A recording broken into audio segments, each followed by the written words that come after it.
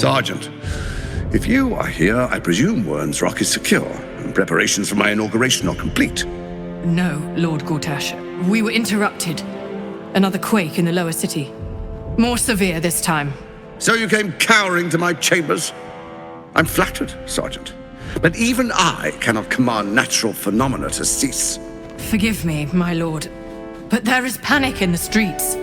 The people are afraid. Perhaps the people would be calm if you kept your nerve.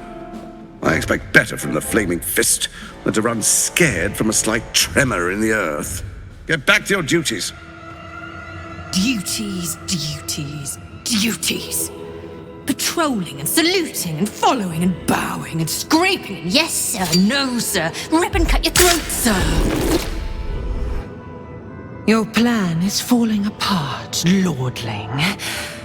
Give me a reason not to cut you to ribbons. Control yourself, Orin. We need to focus on reuniting the stones or the brain will break free. These quakes are just the start. Neither of us expected the prism bearers to kill Ketheric. They'll be traveling to the city. Let's make sure we give them a Baldurian welcome. My prodigal bloodkin is among them. They live? Barely. I made mince of their ugly mind matter.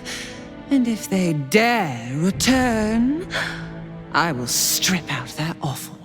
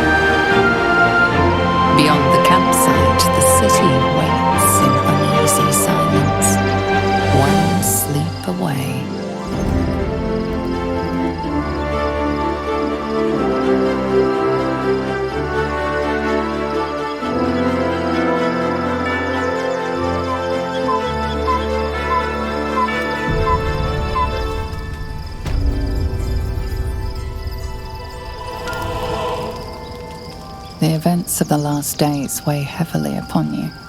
Sleep's rest is slow to come to one whose mind is so full. The Absolute is not a god, but an elder brain controlled by the chosen of the Dead Three. They mean to use it to take control of the Sword Coast. All who carry the tadpole are governed by the brain, and by extension the chosen. It will take but one order to transform them into an army of mind flayers. This would have been your fate too, were it not for the astral prison and the mysterious visitor inside of it. With her help, you have uncovered the cult for what it really is. A plan of conquest orchestrated by the gods of death themselves. Together, you have the power to thwart the Dead Three. If you follow this path to its end, the Elder Brain will not answer to the Chosen. It will answer to you. And what then? You are prone to impulses as uncontrollable as the gods themselves. Will you even have a say in what you do? Will you liberate the true souls from their parasites and their religious delusions? Or will you use the power you gain for your own purposes? You will not have long to wait.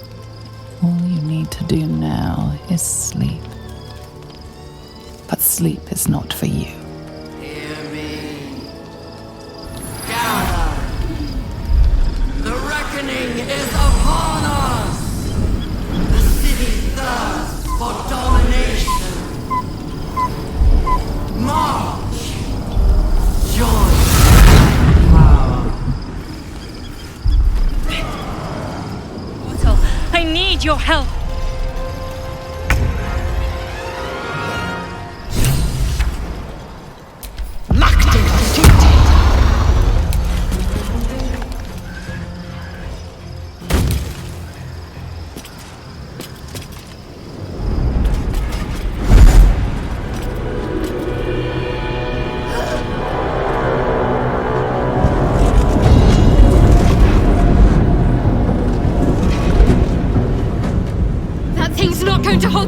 much longer.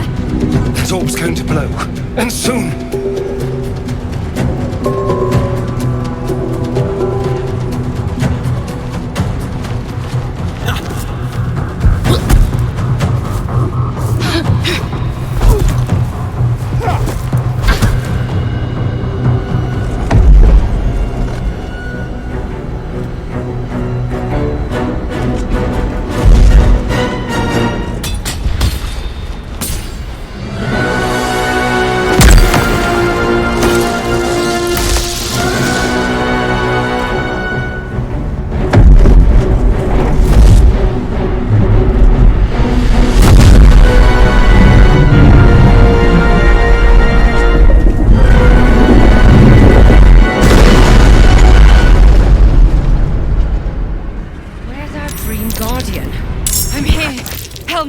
I'm under attack.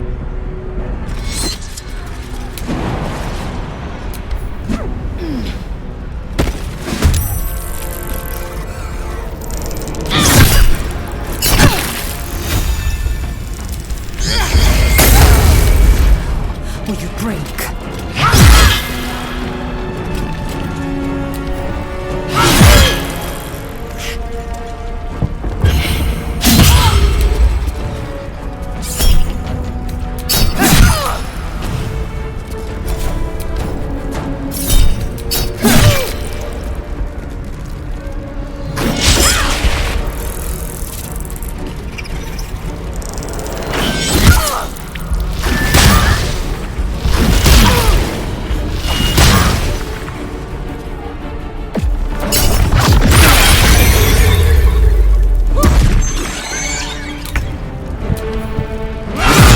It's not over. Come to the skull. Interesting.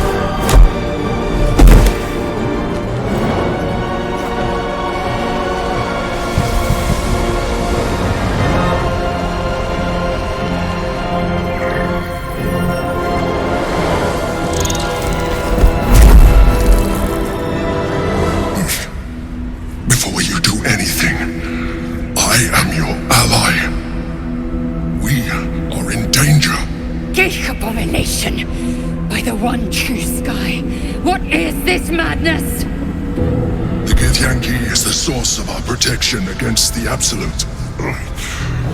I must subdue him, or everything we've worked towards is lost.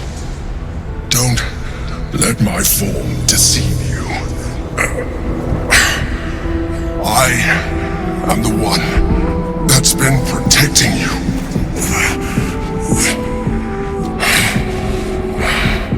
I am the one that came to you in your dreams. Help me.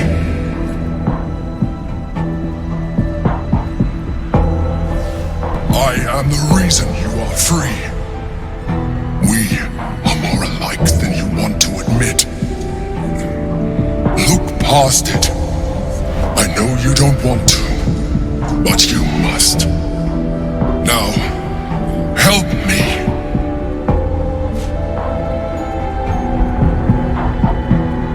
Despite your best attempts to be subtle, the Mind Flayer's awareness is everywhere.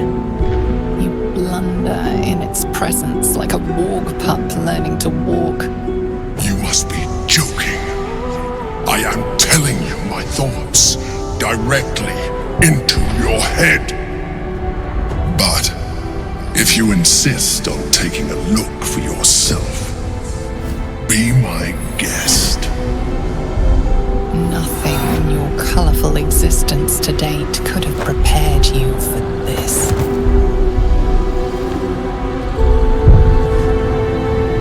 As the horror subsides, you are left with only one coherent thought.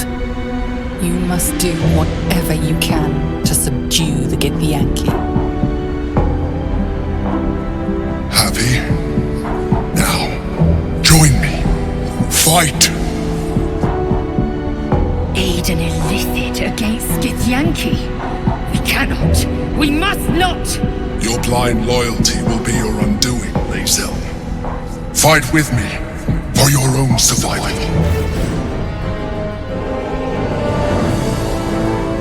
Together, we can turn the tide.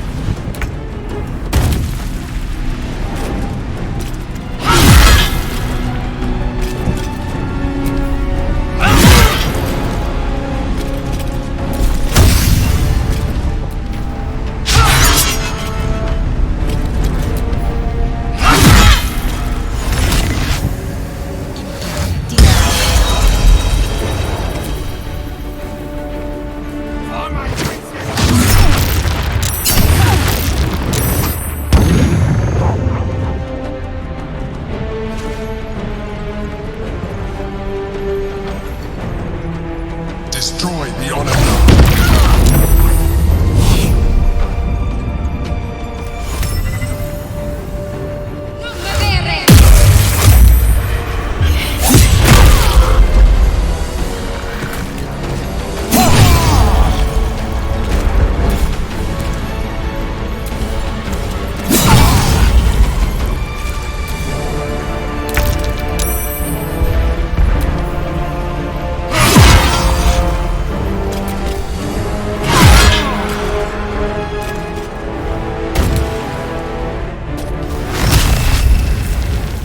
Go again.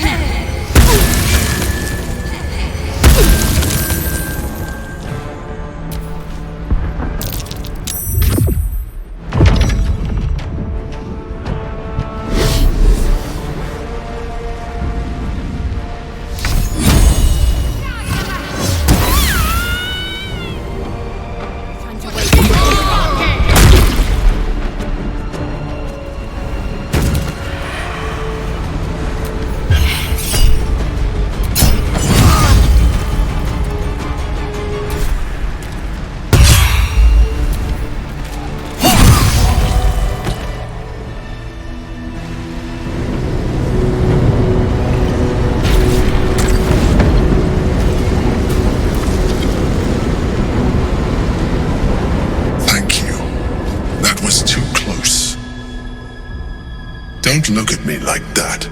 I am a mind flayer, yes. Without me, you would be a slave to the Absolute. It's obscene to owe my life to a damned geich. No more lies, no more tricks. I will have answers!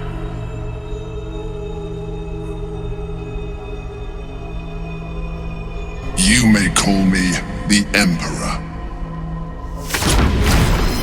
An adventurer, I came from Baldur's Gate, though I was never one to be constrained by circumstance. I longed for more.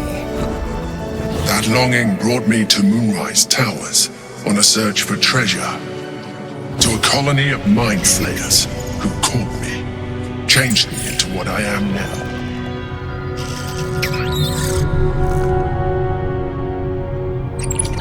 For years, I served the Elder Brain, the one you know as the Absolute. I was a thrall like any other, but I was fortunate. I broke free and started a new life in my old city. I sustained myself on criminals. Unglamorous, but there are plenty of them, rarely missed. And they fueled me while I did my work.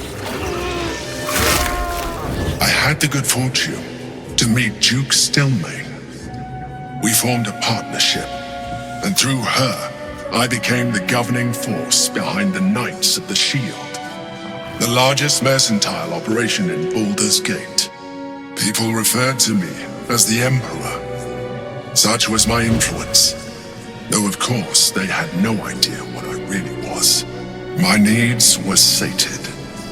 I was happy for a while, until my true nature was discovered by the tyrant himself, Lord Gortash. He tore me from my home and brought me back to the brain, where I became a slave once again. A slave he continued to call the Emperor. The name was intended as a slight, to remind me of the heights from which I fell. But I have grown fond of it. It encapsulates well who I've become.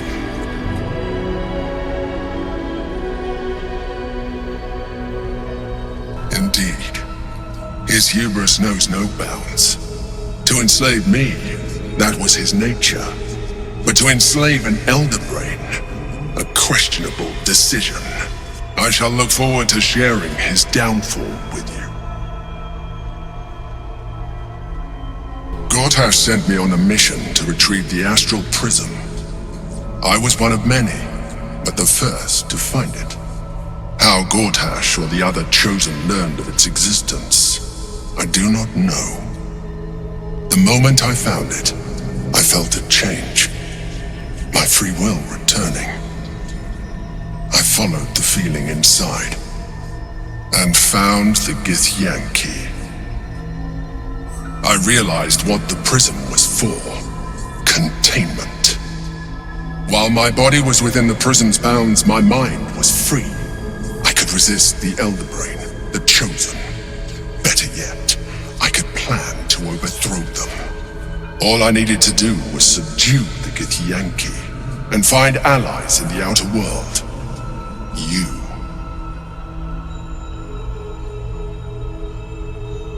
Prince Orpheus, son of the first leader of the Githyanki.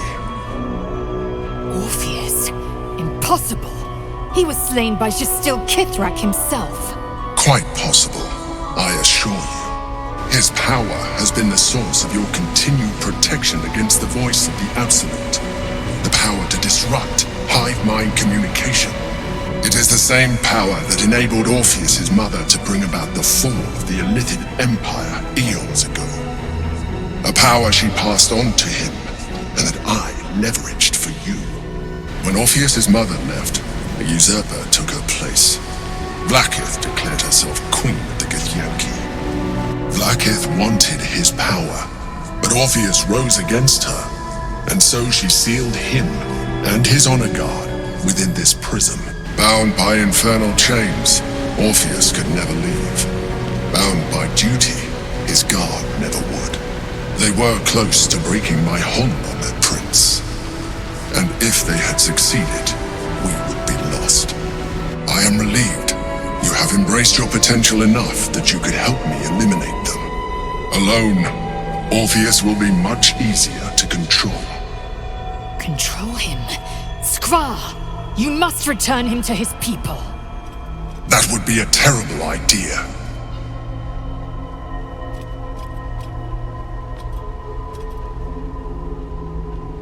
Most certainly Orpheus. He is a threat to her reign. Some Githyanki still revere him, in defiance of their teachings. Vlaakith was safe as long as they believed him to be dead. But as you can see, he is very much alive. I don't understand. The histories claim the prince was burned to ash in the skies. Your histories are fabrications. The prince was not killed. As you can very well see, he was imprisoned.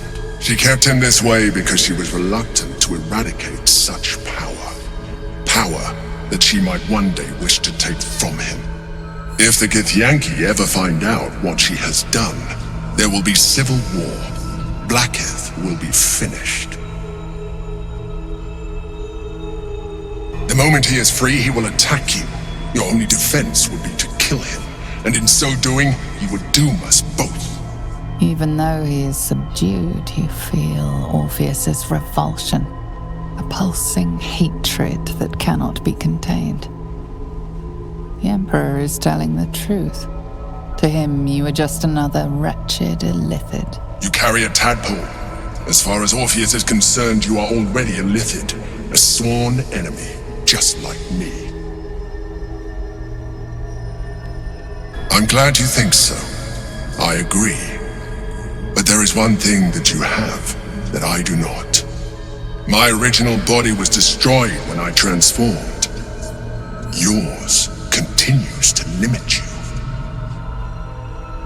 As an illithid, I have far surpassed who I ever was before. You, too, should embrace this change.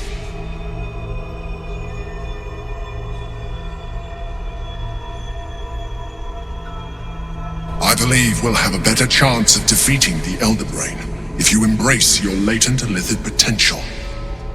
I've been studying you for a while now. I believe I can trigger the next stage of your tadpole's life cycle, while continuing to preserve your independence. You have seen what I can do. Imagine yourself with the same strength, the same intelligence, the same devastating beauty. If you let me, I can evolve you.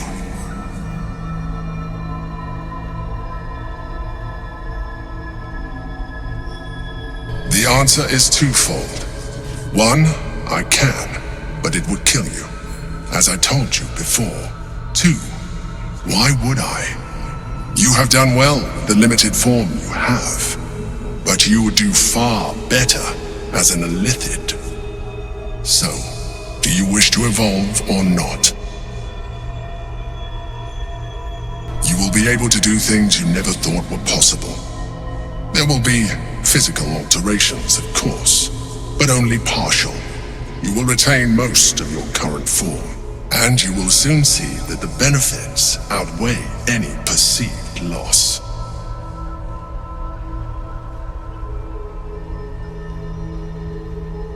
Skra! Whatever this gig offers is no gift to you. You continue to surprise me.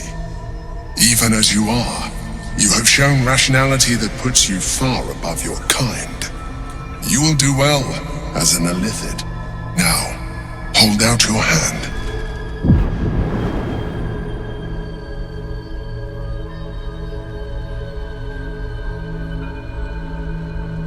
It wants to evolve, but it cannot do so alone. It must commune with another. The tadpole screams for growth with painful intensity. It has been starved of life, of purpose. It welcomes your probing like a void waiting to be filled. If you let it, it will evolve you, just as the Emperor said.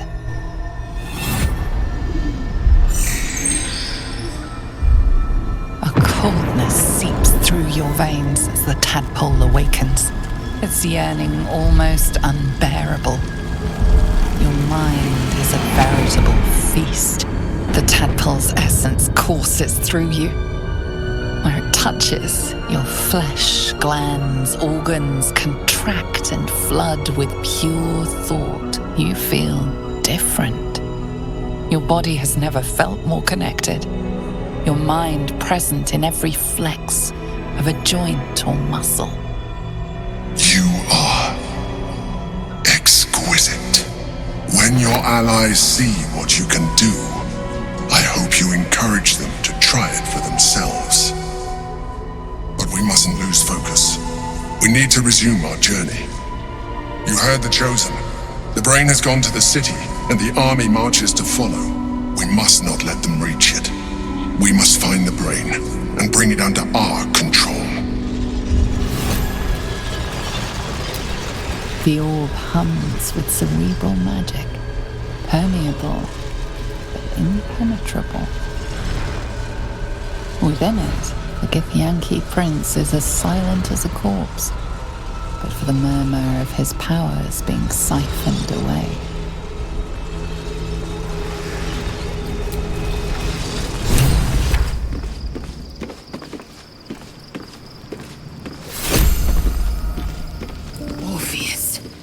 Gith's only son. He lives. It is not the Geich visitor that Vlaakith would destroy and Voss would set free. It is Orpheus, the blood of the mother, the prince of the comet. Listen close. The Emperor spoke only in half-truths. For you to know the tale of Orpheus, you must know the tale of Gith and of Vlaakith. Long ago, when we rose up against our Geich slavers, Mother Gith made for the Hells to secure an alliance with the archdevil Tiamat. Tiamat gifted the Githyanki our red dragons. Gith remained in the Hells, and Tiamat's envoy proclaimed Vlaakith our ruler. The first Vlaakith of many. It is Vlaakith 157 whom my people now call Queen.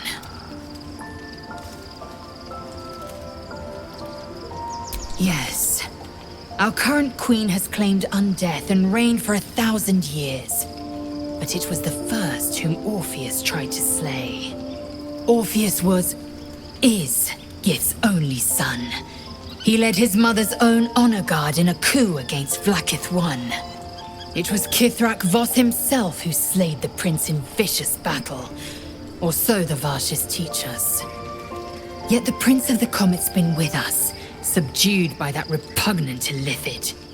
Should Orpheus go free, he would tear Vlaakith's empire to pieces and build new glory from the scraps.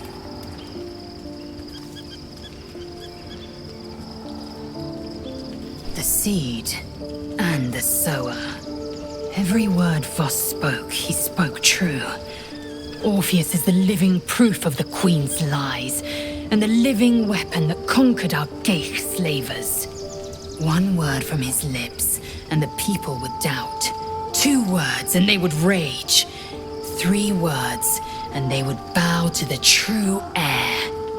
If the Githyanki are to be free, the Prince of the Comet must lead the way.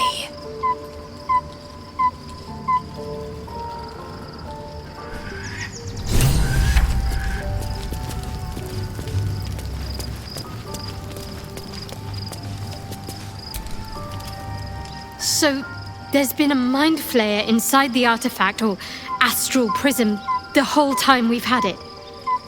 Sounds like utter madness, even though I've seen it with my own eyes. The more I learn, the less I understand just why I was sent to retrieve that thing. But it matters little now. Lady Shah has given me a new mission, and the prism plays no part in it. In fact, it seems like the Mother Superior's concern alone, and she has strayed from the Dark Lady. She will be in for a rude awakening when I finally stand before her again. So, But I digress. we owe our lack of tentacles to one of the very creatures that kidnapped us. At least my lack of tentacles. I'm not sure what's next for you. Don't look at me like that. I know what you're going to say. The answer is no. No.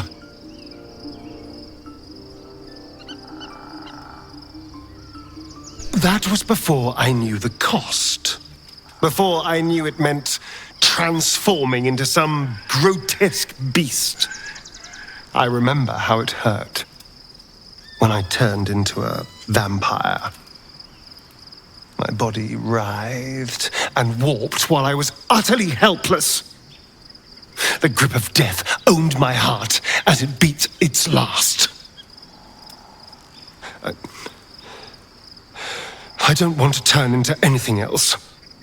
I can't do that again. I can't watch my body be taken over.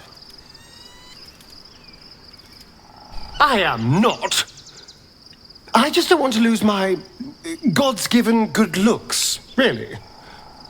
Wouldn't that be a crime?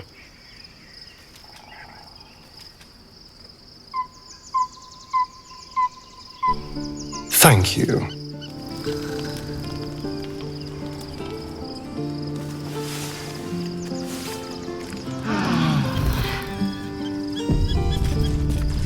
As you approach Minthara, you feel her mind reaching out to yours, tentative and curious. Then it retreats, soft as a whisper. Sorry. Old habits.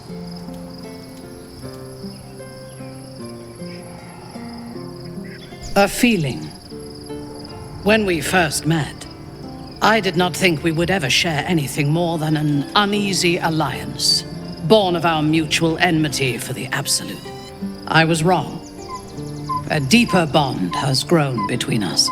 I trust you. But I would like to touch your thoughts again, now that my mind is my own. May I? Curiosity. Until my time in the cult of the Absolute, I had spent little time on the surface, except to raid and pillage. I did not expect to find any outside the Underdark who saw the world as I do, and wanted from the world what I want. I did not expect you.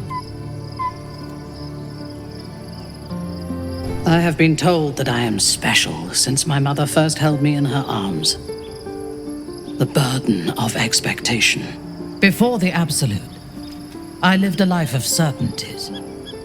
I knew that I was destined for greatness because I was born to it. I also knew that my inherited privilege came with a cost. That the bonds of fellowship and family could be broken by envy and ambition. I could not enjoy the taste of food for fear of poisoning, and I could not enjoy the company of lovers and friends because I feared they hid knives behind their smiles.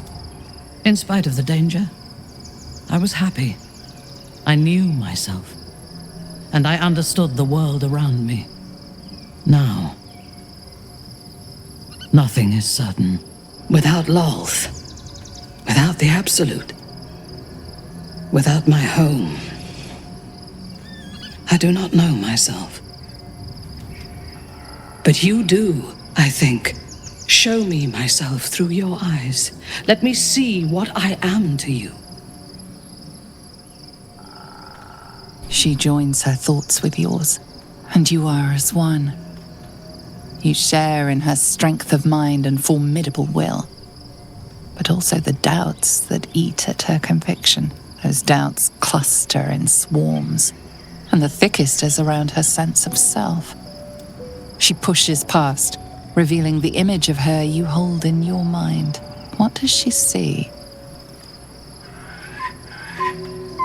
Her mind cools. Acceptance is colored by disappointment. We need to trust one another if we are to survive. But I want more from you than that. I want all of you. Now you can have me instead. As you wish. It is a rare occasion when I do not get what I want. But you have shown your worth in many ways. I will be satisfied to have you as an ally.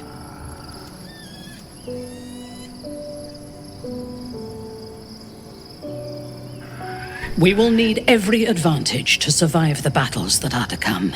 And my illithid parasite has already shown its worth. If this superior tadpole is capable of unlocking my mind's full potential, it is a tempting proposition. Its influence on you is plain to see. You are sublime. Life pulses from within. The parasite's thoughts whisper at the edge of your mind. It wants to share itself with you. It wants to be let in. Go on. Don't be afraid. It only wants to help you evolve. A coldness seeps through your veins as the tadpole awakens, its yearning almost unbearable. Your mind is a veritable feast. The tadpole's essence courses through you. Where it touches, your flesh, glands, organs contract and flood with pure thought. You feel different. Your body has never felt more connected. Your mind present in every flex of a joint or muscle. Perhaps, once the others see what you can do, they will consider trying it for themselves. must find where Gortash and Orin have established themselves, and take their nether stones.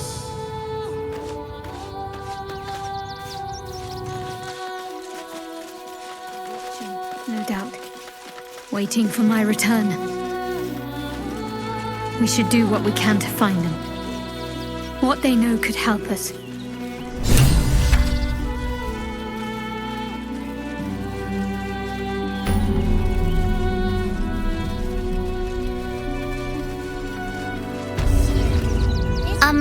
Excuse me. I can't find my mum.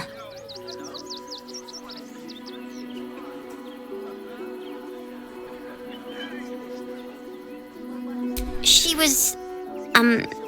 was sick. She had spots on her face and hands. She went to go get some herbs, and she was supposed to come back the same day. That was last 10 day, though.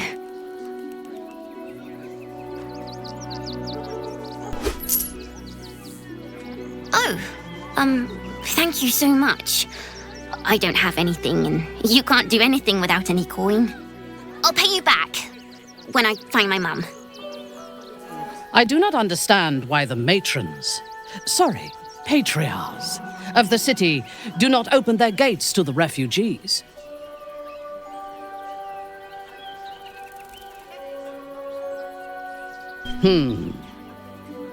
The weak and the elderly, perhaps. The young would be better used as a labor force than as a source of nutrition. Anything you want for supper. Just all the treats your tummy can handle. Think about it. I'm never allowed sweet things right before bed. This one time. If I was a Shah and looked What in the at hell this, was that? the sort of place I'd wait around. Whatever it is doesn't bode well.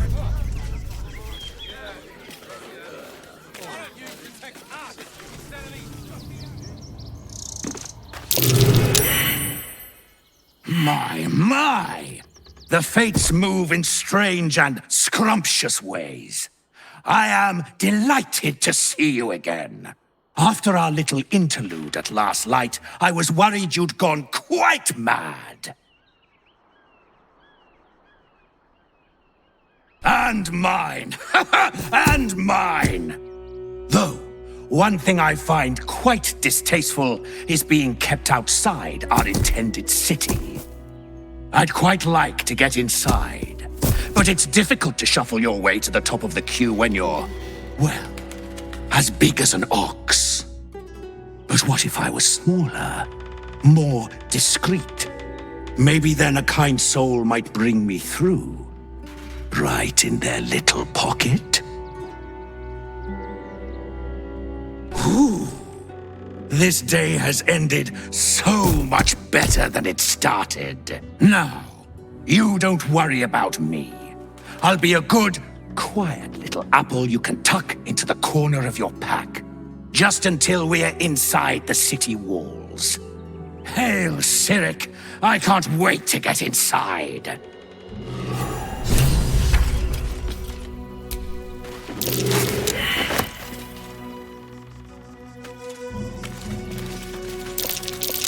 That might be worth it. I'm not paid to debate with civilians. No, we pay taxes for you to protect us. What a sight for sore eyes. I believe there's somewhere you're supposed to be. No? Long overdue, in fact. Do I know you? No, but I know you. I was told to keep watch for you and point you towards home should you ever appear. And lo, you have appeared. Mother Superior sent you. Go on then. Where do I go? So close to home, and yet you need a guiding hand.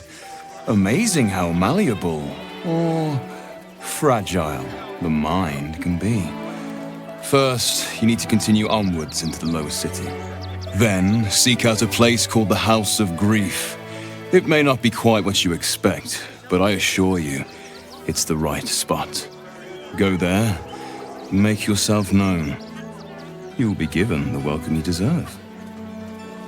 Can't you show me yourself? Oh, no. I must remain here. In truth, I'm glad to keep my distance for now. There's been some tension in the ranks. Seems a great deal is riding on the outcome of your mission. Besides, I have business to attend to, wares to sell. Our great endeavor cannot run on faith alone. We need funds. Have a look, if you wish. Otherwise, I think we're done. Try not to dawdle too much in the city. Mother's waiting.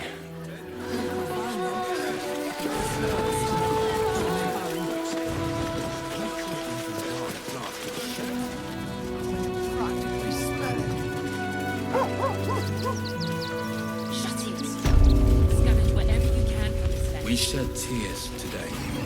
Rechte Hathran Rust. Frey Valdiskdurovna. Frey Valdiskablast. You've clearly walked into some kind of ceremony, but it's nothing that you recognize. You do recognize the language, however.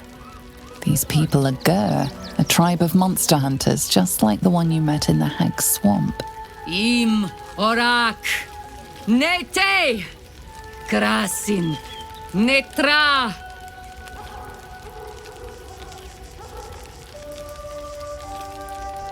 So, the impossible spawn walks among us in the blazing sun. We have been looking for you.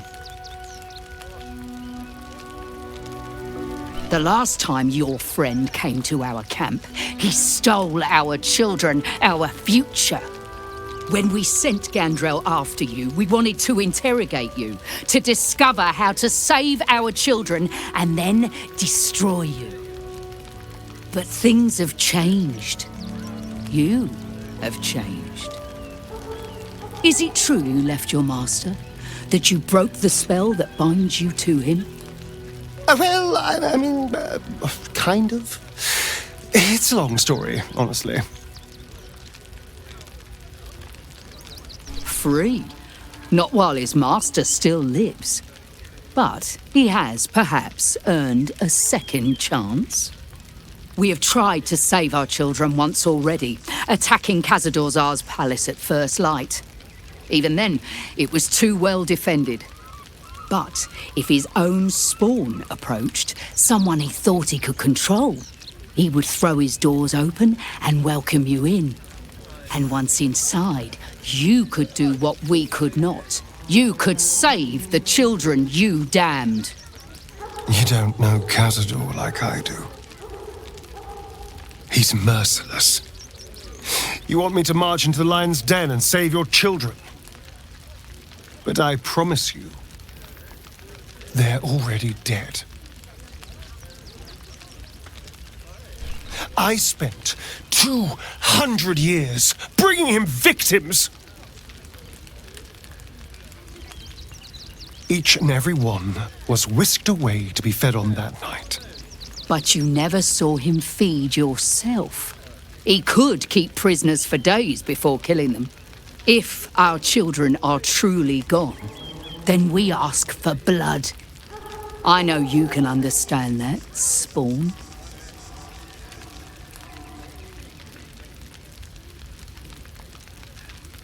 I suppose.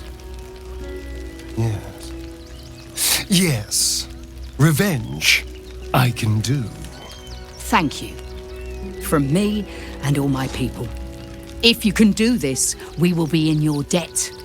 You have lived a life of violence and sin. You have stolen lives, broken families, and caused immeasurable grief. Doing this will not right those wrongs. If you're trying to encourage me, you're failing abysmally. But it will be a start. You may still be redeemed. Please go. Time is short, but we will see you again when it is done. For all our sakes. Cannot rush into their kills again. Another defeat will wipe us out.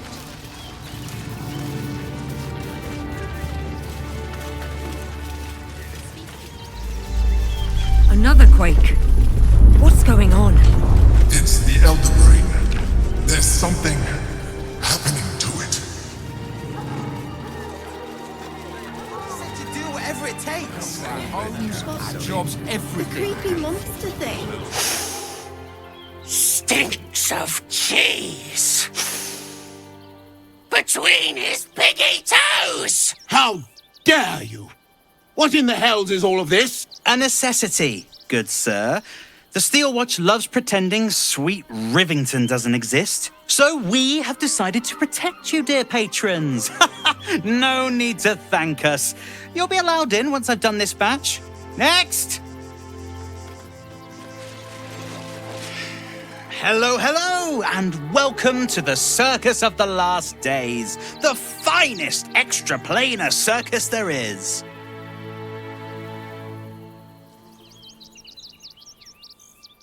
Well, when we zapped in, we didn't know there were religious zealots marching on the city. Slight inconvenience, that, but they're no threat to us. The Absolute's little murderers wouldn't dare. But enough of this. The circus is a place of joy and distraction, so come inside and forget your worries. Not a problem, dear patron. Benji just has to check if you're a vicious murderer. Benji? Ah! Blood! Tasty blood! So delicious! Oh, that's a first. Usually I'd allow you in, but in these times, I can take no chances. Move along. No circus for you.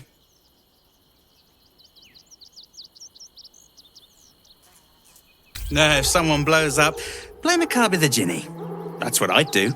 Welcome to the circus. A motley crew of misfits and morons. We're happy to have you. Costumes don't drool, Dad.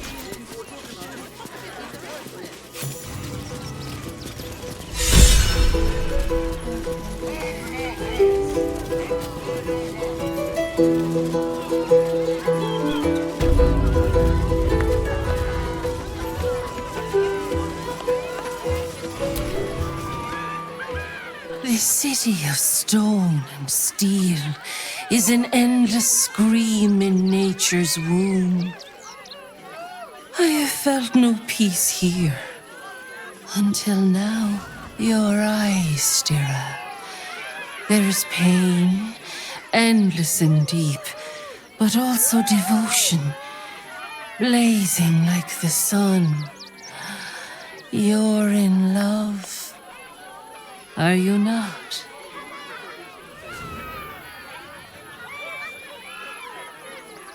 You are wise to admit it. When it comes to love, vulnerability is armor, truth a sword, and trust a shield. I pray you wield all three, Stira. Bring the one you love to me. I will look into your hearts and see if your love is eternal or doomed eternally. It can't hurt, I suppose. Unless you embarrass me. Then you might find yourself hurting in a whole manner of ways. Close your eyes, little ones. Be still as stone to earth. And remember to breathe.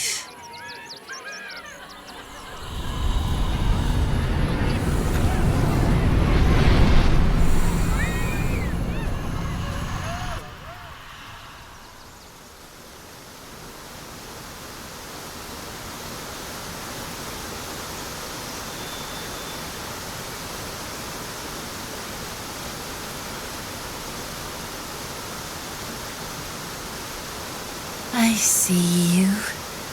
I see the bond between you. So tender, so fragile. But do you see it for yourselves? Shadowheart, an endless storm surges behind sharp eyes. Listen, think. From where does Shadowheart draw comfort on a cold, dark night? Well put. Though I'll forgive a middling wine so long as the company makes up the difference.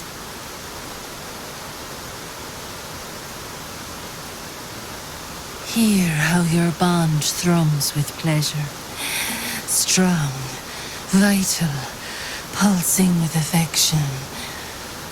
The heart craves comfort, but needs respect. How does one earn the dark-haired maiden's respect? Very good. Just don't say it so loud.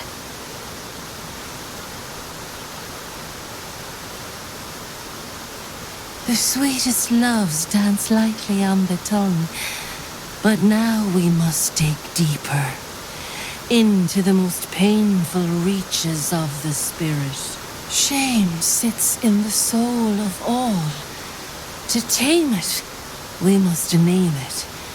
Shadow heart, what is her deepest shame?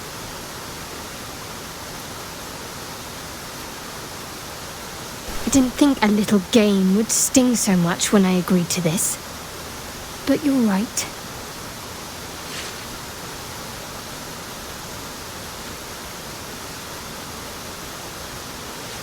A perfect score. I'm flattered. Have you been studying up on me every night at camp? How close you are. Two hearts beating a perfect rhythm. But I know the truth. Only one face haunts your dreams each night. Close your eyes, sweetness, and she will come to you.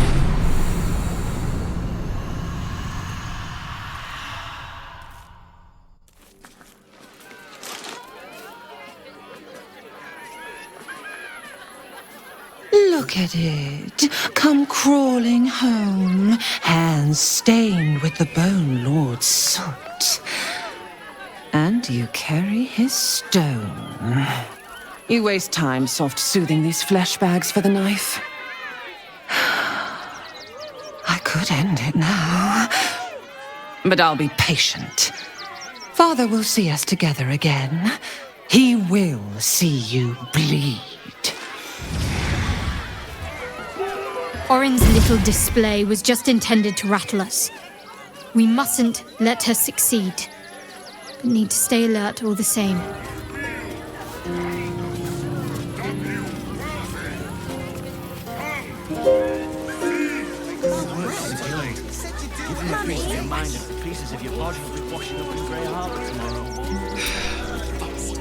If you're hungry, you can wait with us.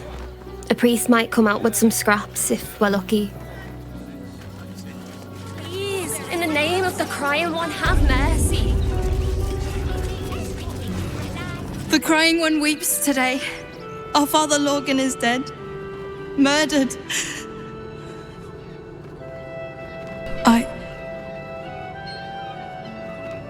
I don't want to talk. My heart is in mourning.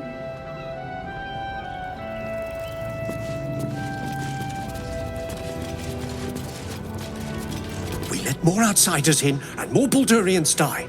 Duke Stellane, Father Lorcan, it's no coincidence. We have faith here, Bill.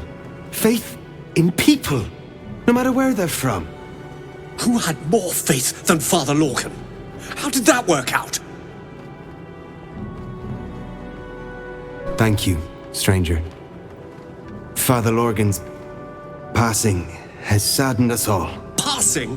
He was murdered by one of the fugitives he was harboring. Bill, I beg you, be quiet. Even sinners receive Ilmater's grace, and Father Lorgan knew that. We don't pick and choose who we aid. Father Lorgan instructed us to welcome everyone. That was his edict. That is Ilmater's edict. All I'm saying is we'd be a lot better off without murderous refugees roaming the... Enough, Bill. I'm sorry you had to witness our squabbling. Our temple is open to you. Walk well. Temple of exactly this. Exactly this. Ilmater's edict is to welcome all into his embrace. All suffer. Look, investigator. Brilgor might have been a criminal, but he was no murderer. You're missing something. You have to be. Enough, Yanis. Listen to yourself. You are defending a man who ritually slaughtered your high priest. The evidence speaks for itself. Brilgor killed Father Lorgan, then, be it out of shame or profane duty, offed himself with the same blade. Case closed, Sister Yanis. Shitey little elephant. Oh, I apologise, stranger. Language like that hardly befits a rector of Ilmater. You could certainly say that. 2 people just died on temple grounds. Our high priest, Father Lorgan, and one of the new refugees, Brilgor. Investigator Valeria thinks it's a murder and is content to blame Brilgor, the politically convenient target. Brilgor was a refugee.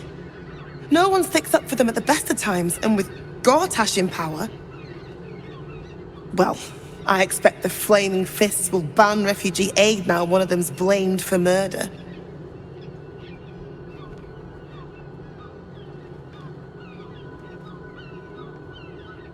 Feel free to look around the temple, but fair warning, the investigator won't change her mind without significant new evidence. Valeria never found the murder weapon, so that could be a start. Anything disproving the refugee murder-suicide angle, really.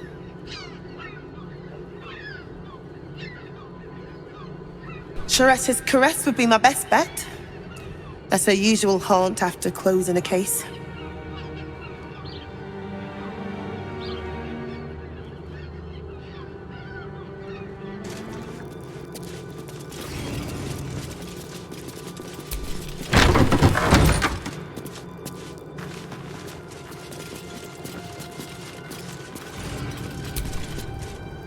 What ails you?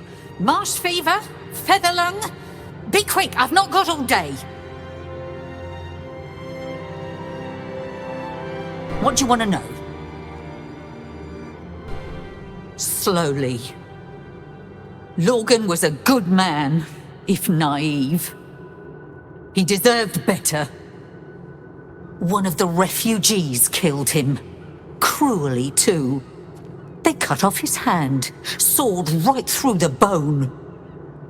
I found a paralytic poison on one of his wounds. Lorgan was alive while they took the hand. He just couldn't scream. It's sick. We give them everything, and all we get is nothing but a good man to bury.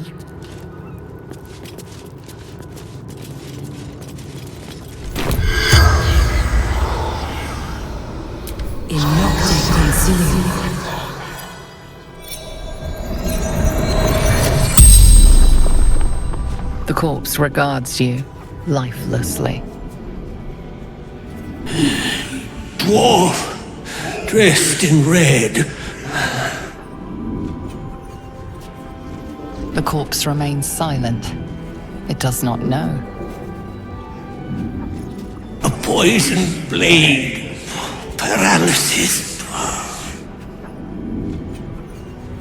Tunnels from the cellar. Refuge.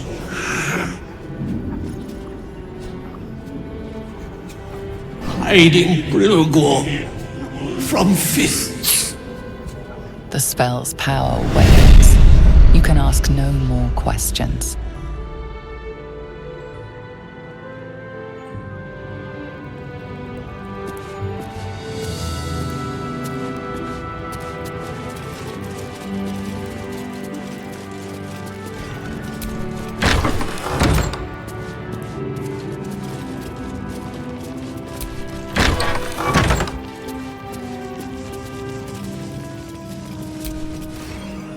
Look, I need to finish up here. Lots of soup to clean up. Blood, too.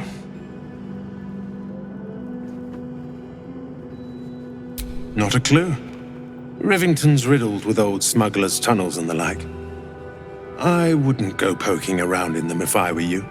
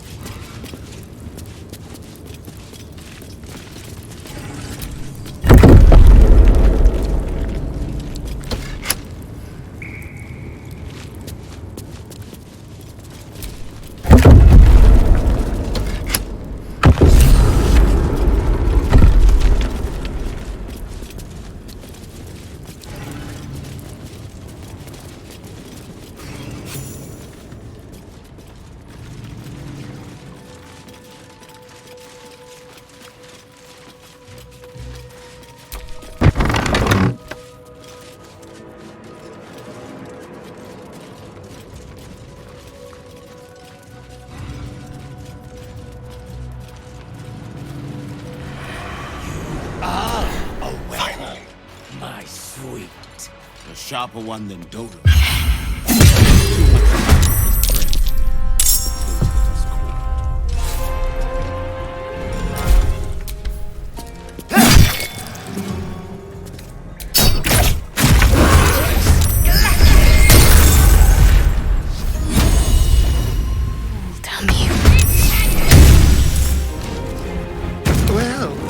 Someone fancies themselves an artist. I have to lose.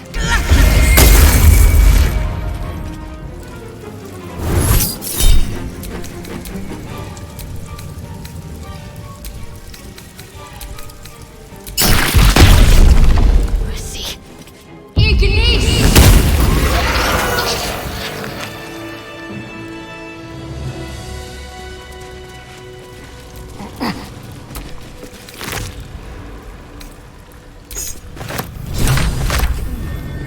What's that?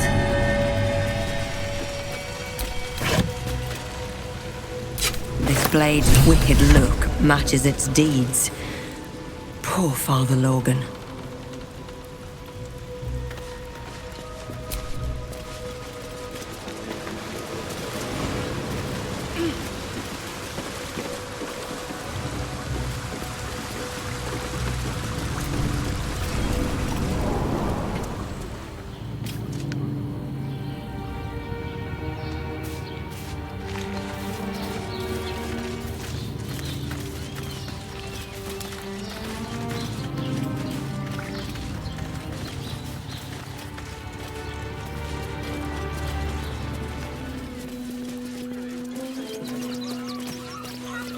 Orders are orders for days. Bet you want to know all about Stelmane's murder? Hottest topic in Rivington. Apart from the March of the Absolute's army, I suppose. Got today's edition of the Baldur's Mouth Gazette right here. You want one? Excellent. You enjoy that one, all right? It's really gory. Stelmane is dead. This does not bode well. Fascinating. My son. He's only a boy. You must for a member of Might be worth a look. I'd probably break his nose. Good boy. Job around here. I found so many victims for Cazador here. They're the kind of people no one would ever miss. Crossing have so few lodges. Dark was right when she returned for the ceremony. We have time. The runaway is still missing after all. Nothing happens until he's found. We should go. I do not want to face the Master if we're late for his Black Mass. Soon, sister. I only need one more mark. We have enough for the Master. No more needed. It's not for the Master, it's for me. I spent 100 years eating rats and dogs, but soon I'll be able to feast. I want someone there, ready for me. And once the Mass is done and our Lord grants us freedom, I can celebrate by drinking them dry. Cazador promised you your freedom, and you believed him? Ha! You were never burdened with intelligence, Petras. But your load seems especially light these days. Astarion! It cannot be. Oh, that's no way to welcome back a brother, doll. Didn't you miss me? Why would you come back? You got out. You were free. Isn't it obvious, sister? He wants to ascend with the rest of us. He heard about the ritual and the power our master will grant us, so he came back with his tail between his legs, hoping all would be forgiven. You always were an idiot, Petras.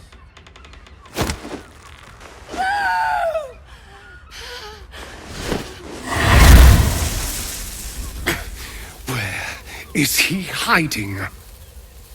Tell me! Brother!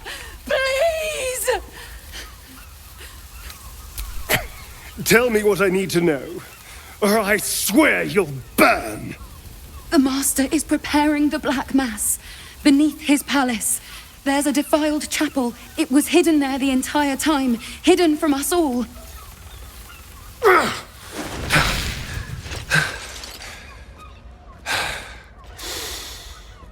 I'm going to stop Cazador. What the hell's happened to you, Astarion? What are you? I'm more than what I was. And I'm not afraid of anything anymore. The sun can't harm me. Cazador can't compel me. I'm the only person who can stop him. Now go, before I change my mind about roasting you, brother. This isn't over, Astarion.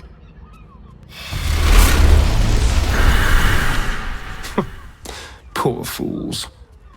They actually think Cazador will save them. Yes, and they'll be trembling in fear when they tell him. They're no threat to us. And they have no choice but to do Cazador's bidding. I pity them. Worst of all, they don't know their fate's already set. They're doomed. The only question is whether their lives will be sacrificed to a monster like Cazador, or serve a greater purpose. 7 sigils on 7 spawn. And Cazador has the other 6. We have to face him and take that power for ourselves.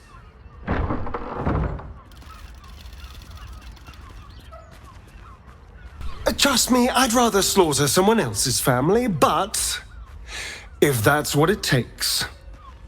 And it's not like their sweet innocence. They brought Cazador just as many victims as I did. You're not getting sentimental, are you? I thought you were with me on this.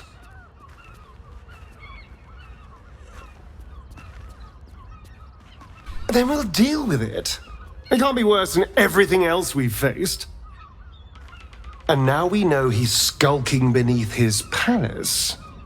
We can take the hunt to Cazador. All right, let's go. This place stinks of rat blood and despair.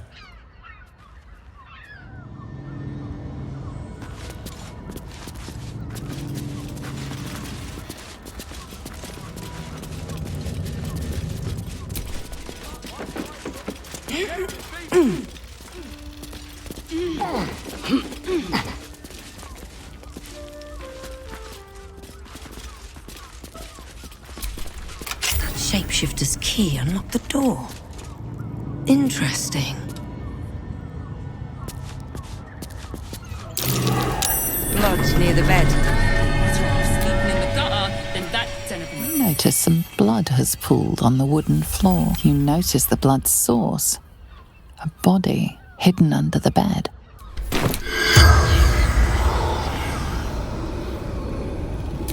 You locked it, silly.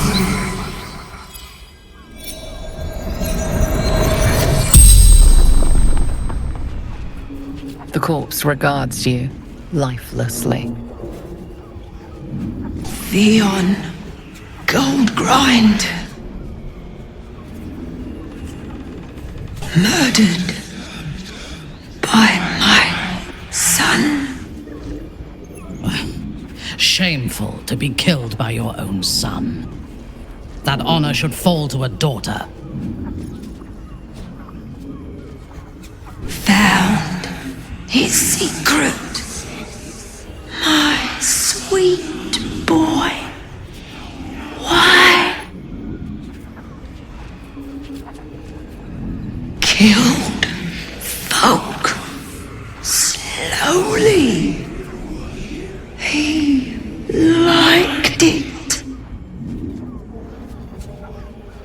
Baldur. The spell's power wanes. You can ask no more questions.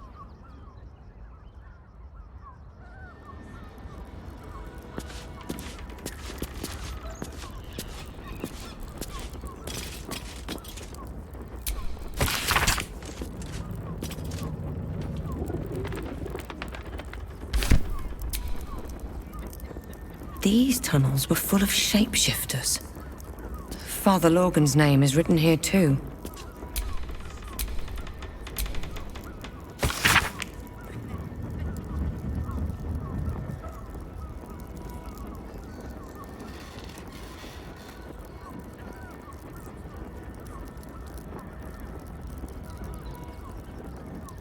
A list of names. Father Logan's on here, crossed off. A target list, perhaps?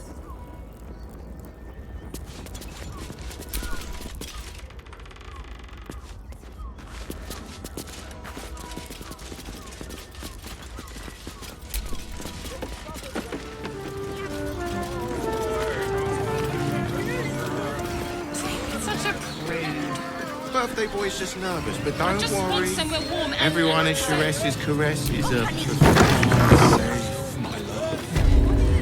Oh. It's Raphael's favorite misadventurer. You've put me out of pocket, you know. Raphael bet me 5 soul coins you'd reach the city in one piece. He rented a room upstairs in the hope that you'd drop by. Ah, I forget we've never met. I've had my eyes and ears on you so long we feel like old friends. Carilla is my name. I'm Raphael's assistant, shall we say. Take your time, have a drink, sample the goods. Go see him when you're feeling refreshed.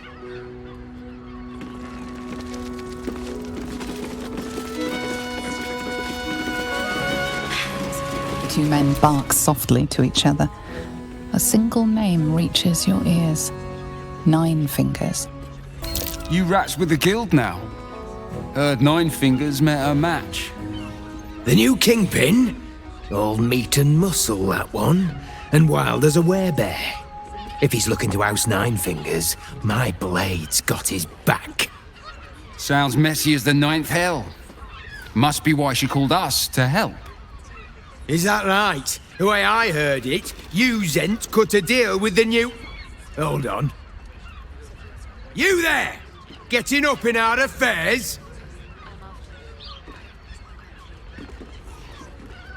Look, this subject's not safe. You selling your services, beat feet to the Guildhall. Lower City, Basilisk Gate, Guildhall. And that's all you're getting from me. Now scram! The chat's officially closed.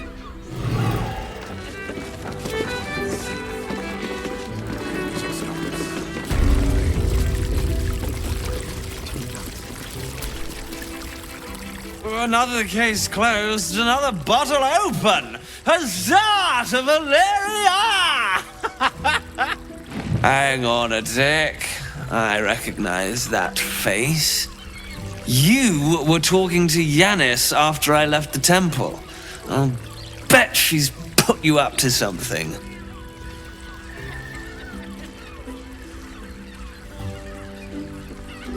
Why must you busybodies insist on interrupting a perfectly good night? I know that look. You remind me of Devella. Fine! If you doubt my conclusions, out with it. What have you found?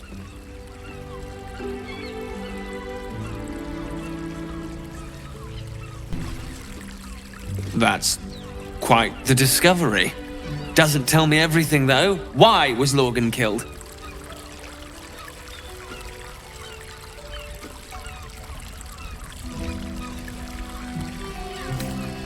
Really? You as well? Devella's been harping on about Baal for months. Fancies herself something of an expert. I assumed it was just a bunch of conspiracy codswallop and fear-mongering. But she's been unusually insistent about this one, even for her. Fine, I'll bite. What's your theory?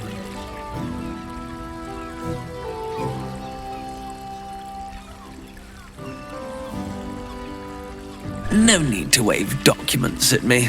I'm already drowning in paperwork as it is. Constable Devella is going to be a real pain pain in the trunk about this. Since you seem to be on an obnoxiously similar wavelength, why don't you seek her out? She'll be at the Elf Song Tavern. Show her the list, and I'll stay and inform the Fist here. Oh, and you'll need this pass. It'll give you access to the lower city.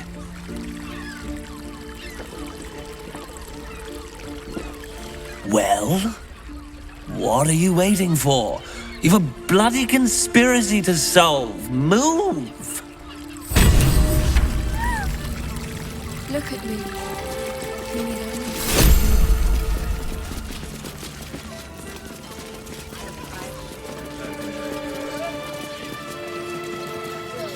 In a word, sir, it'll make you feel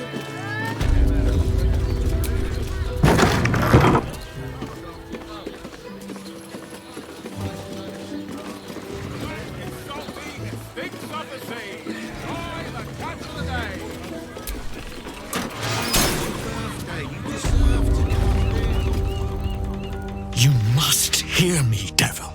I will do whatever it takes, give you anything you ask.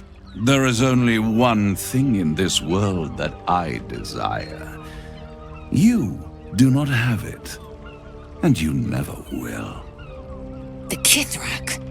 What deal would he make with this devil? You must help me, Raphael, for the sake of my people. Hush now, Voss. These guests may not know it yet, but they want the same thing that you do. And unlike you, they have something of value to offer in return. Lae'zel, Talak Magir. The devil holds the key to freeing the Gith people. Right here, right now. You could seal our fate. Whatever you discuss with this devil, I must hear of it. Find me below in the tap room, once you're loosed from his claws.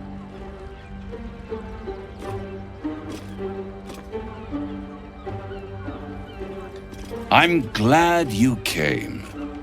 Not to my door, not yet, but to the final reckoning. One more thing before we begin, though.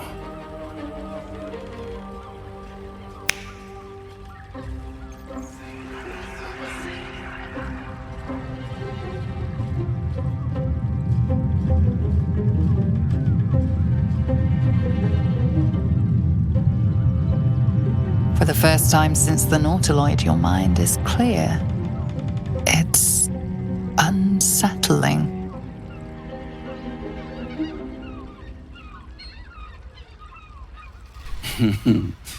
Wouldn't that be exquisite? But no.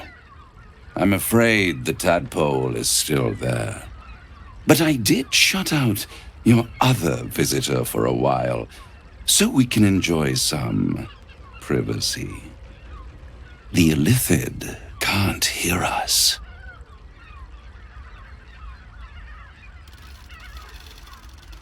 Oh, come. It's the reason you're in this predicament.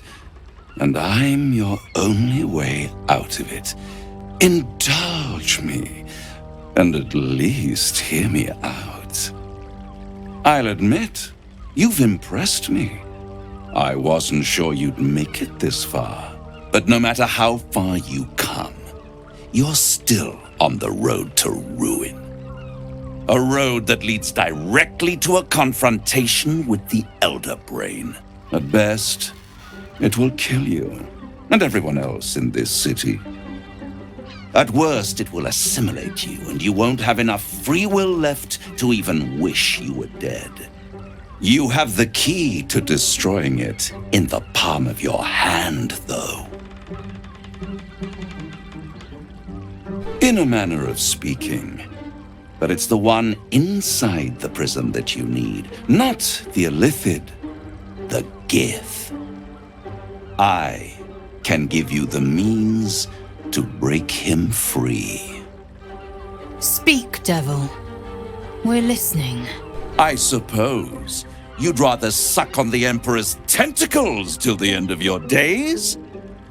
Orpheus, is your only hope of surviving this horror show without devolving into an illithid. To you, he will be a friend.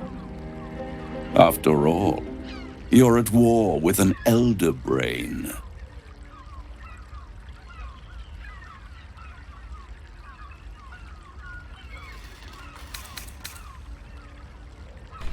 If I'd realized you were so gullible, I'd have tricked you into selling your soul for a pocketful of beans when we first met.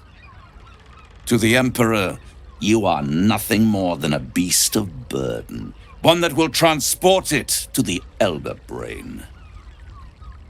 An ox requires food, and the occasional beating to keep it moving. You are simpler. The Emperor's words serve as both carrot and stick. Perhaps it is true that Orpheus would ally with you against the Elder Brain. But if he proves uncooperative once free, you may have to kill him.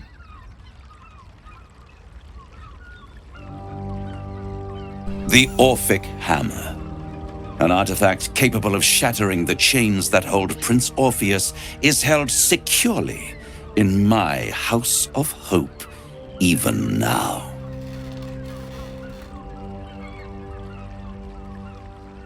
Isn't it just? And it's even more convenient that you can give me exactly what I want in return. I want the crown that dominates the Elder Brain. And you, Lae'zel of Kalir, want to free the Forgotten Prince, do you not? I want nothing more. Then it is settled, is it not? A crown for a hammer. A bargain of a lifetime, Lae'zel of Kalir.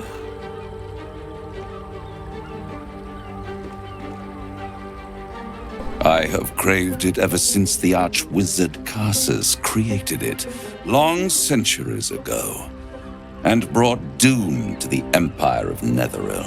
That was the great age of humanity, and Netheril's flying sky cities were the apex of civilization. I was there the day it all fell apart. Entire cities plummeted from the sky like angels with broken wings. The screams, oh, the screams. Hundreds of thousands of people watching in horror as the ground came up to meet them. It was not a happy meeting, and Karsus was responsible. Not driven by malice, but by ambition. He forged a crown imbued with all the powers of magic. A crown that would make any who wore it a god. Men cannot contain so much power.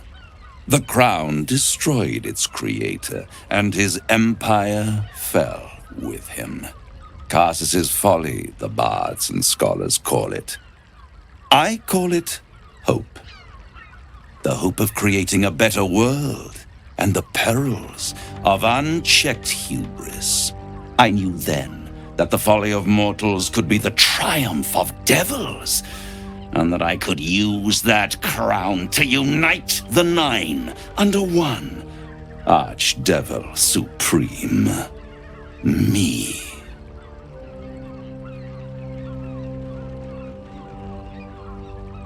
The archdevil Mephistopheles snatched up the crown and squirreled it away in one of his vaults.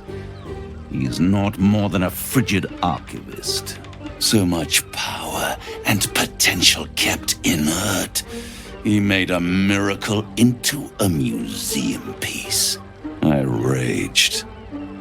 But only for a decade or so. Then I waited. Ever watching for more than 1,000 years for a mistake, a mishap, a misadventure. And these chosen, who have caused you so much trouble accidentally, did me a favor. They brought the crown back into play.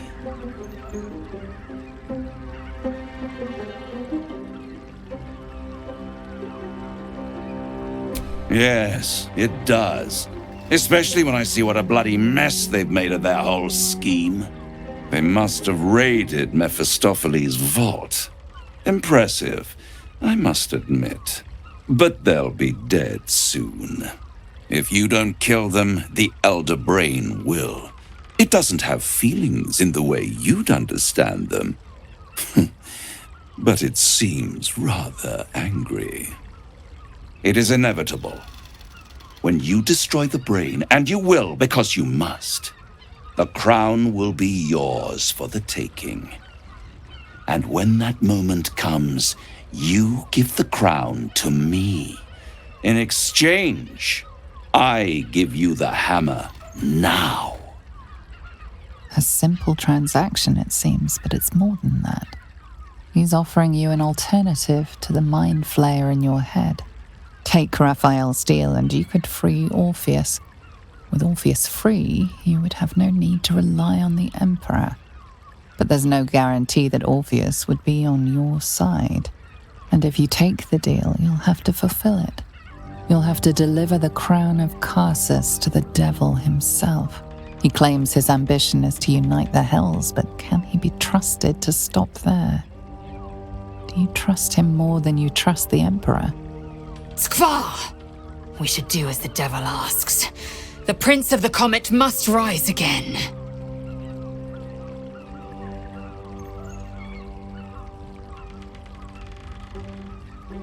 I won't stop you. But time is running out. So don't stay away for long. If you see reason, I'll be here, waiting. Right up to the moment the world ends.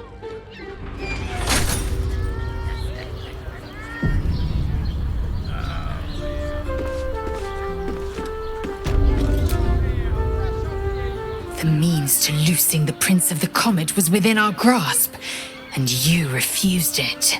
Why?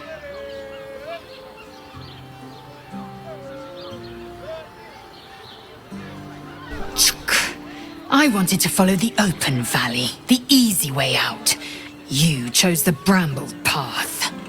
I'm annoyed by it. And I admire you for it. We must speak with Voss. Then we find our way to Raphael's House of Hope. We'll take the Orphic Hammer and use it to smash the true heir's bonds. Yisk Githkar Tafki Krashed. The Githyanki will be free.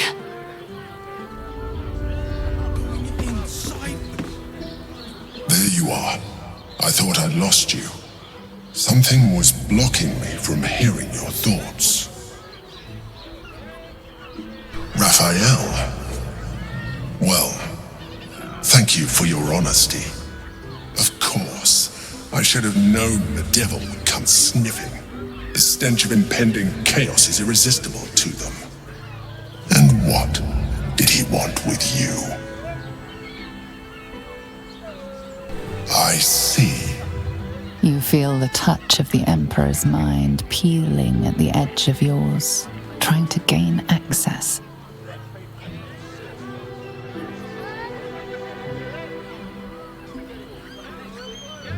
That is a fair request. You feel its presence withdrawing from the fringes of your awareness. I shall respect your privacy on this occasion. But know that if you have jeopardized our mutual project, I will be forced to reconsider our alliance. Now come, we have an Elder Brain to destroy.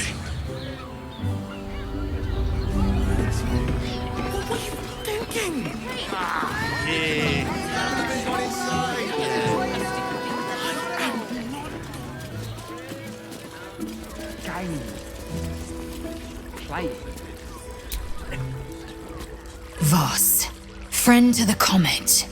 Lae'zel of Kalir, warrior of warriors. Tell me you took the devil's deal. Tell me you will free Gith's heir.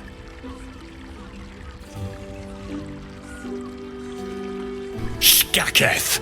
Orpheus will be free. There is no cost too high to unshackle my people.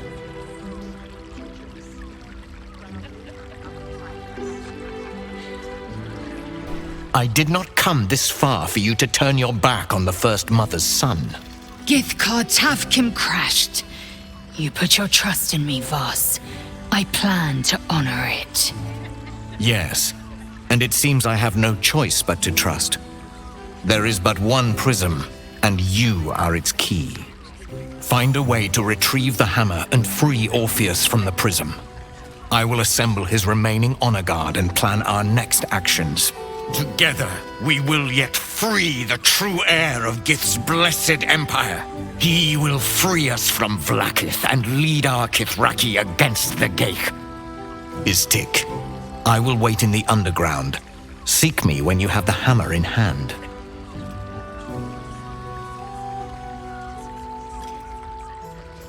A devil of Raphael's stature does not simply make camp on the shores of the Styx. He will have made a sanctuary for himself, a lavish one too, one that caters to his many vices. The House of Hope. We must find a way in. The House of Hope, you say? I couldn't ask for a name more fitting. Every house has an entrance, Istik, even those in the Hells. You must find it. You are wasting your time, and mine. Our true enemy is the Elder Brain. Focus your mind there.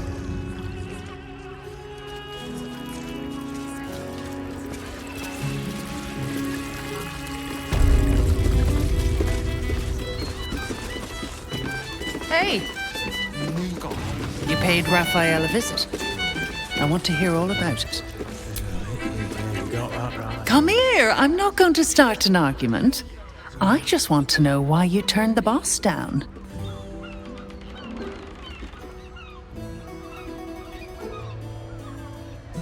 You won't come out of this alive without him. The boss might be a devil, but he'll treat you more honestly than anyone else in the city.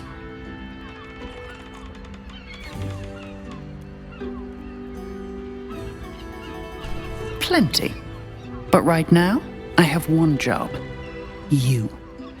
I'm talking to you openly, mortal to mortal. And I'm begging you to sign the contract. If the Brain wins, the Illithid Empire returns and worlds you've never even dreamed of will die. Raphael can stop it. He wants to. And he knows how. You're the key. You always have been.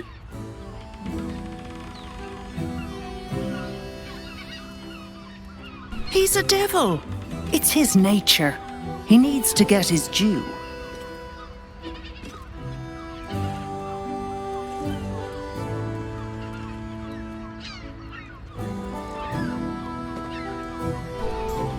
I doubt it. But even if you do, you won't survive the fight. I'd reconsider if I were you.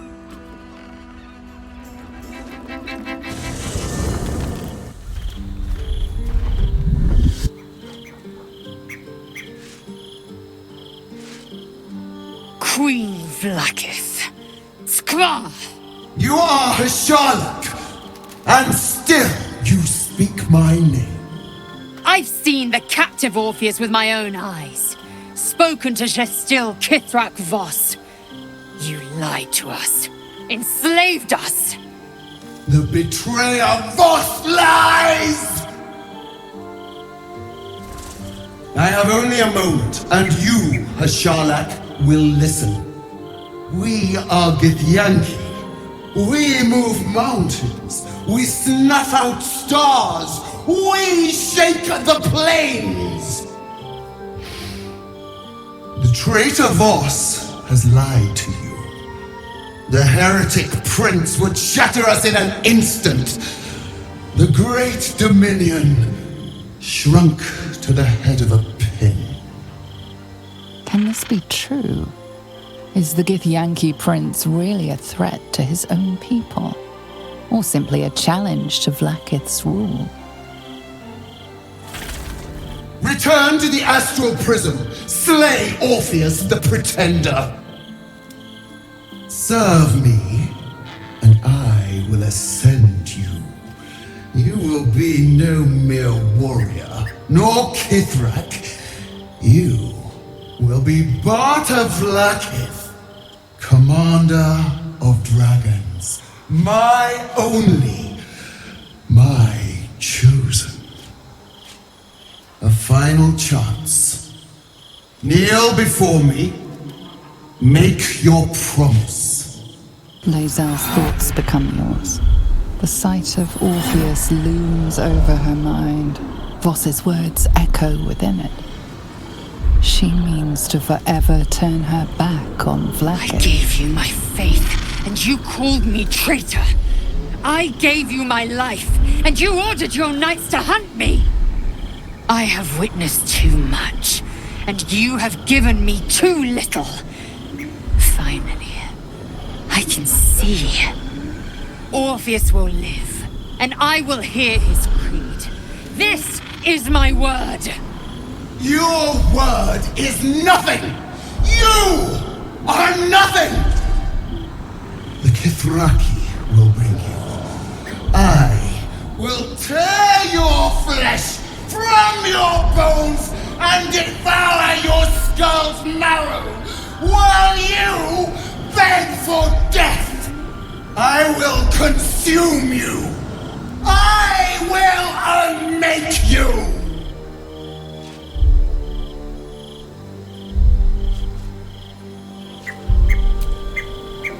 It is done. There is no going back. As long as the Undying Queen reigns, I am never to soar unbound over the astral sea, never to cross the one in the void. As it should be. Better a short life built on truth than immortality woven of lies. Better to unite the Githyanki under a prince who would free their minds and honor their bodies. So why do I feel so bitter? Loss. It permeates every corner of Lae'zel's mind. Everything she knew to be true, every plan and aspiration she ever held has been painfully ripped away. Lae'zel's bitterness is born of sadness. She is mourning the loss of the person she once was, and can never be again.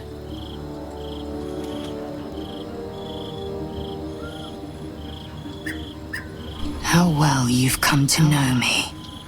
But in truth, she didn't take everything. I have what I have gathered for myself. I'm more to a new regent, a new land, and new allies. Vlaakith cannot unmake she who no longer exists. And so from the old battle cries is birthed another. Shma Salar Orpheus, Ma Stilna Forgen in Yeri. Orpheus's will above all. May the comet blaze my path forward.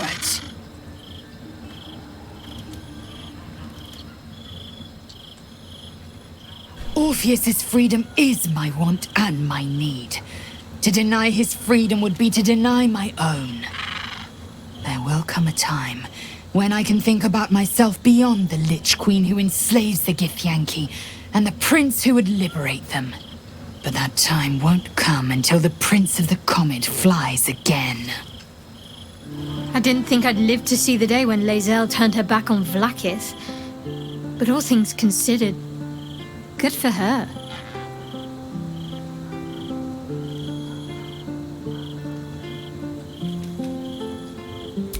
I need to reach its very center and confront the Mother Superior. Lady Shah decrees she is no longer fit to lead. There will be plenty of others there too. If we can get them to see sense, I would rather we spare their lives. I don't want to lead a congregation of corpses like Balthazar and Ketheric. If our traveling companions continue to make poor choices, we will soon have every god in this plane and the next hunting us. Lae'zel risks everything with her childish rebellion. So, Lae'zel's finally seen the light and turned on her mistress. It took a little time, but she got there. Though it's not over yet. Masters rarely let their slaves go without a fight.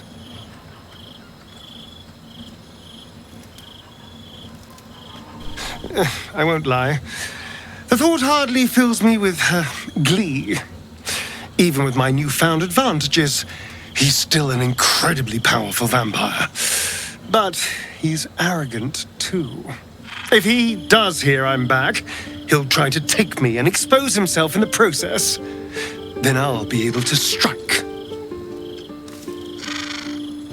It's something of a gamble, true, but if I can win, if I can beat him, it would be worth any risk. So yes, I do worry about facing him. But if we can get his attention, finding the ritual's location will be much easier, and that could give me the edge I need. Hi. It's me, Yenna. You remember me, right? You were really nice to me before, and, my mum hasn't come back yet. She might come later. I don't think she's coming. Could we maybe stay here? What harm? She's little, won't take up much space, or make much of a dent in our provisions.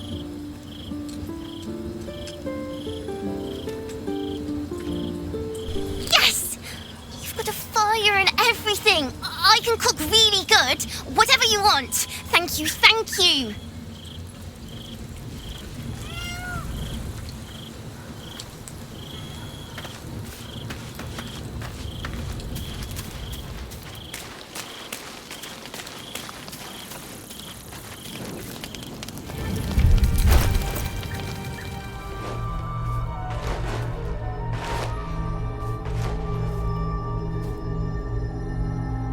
How did you?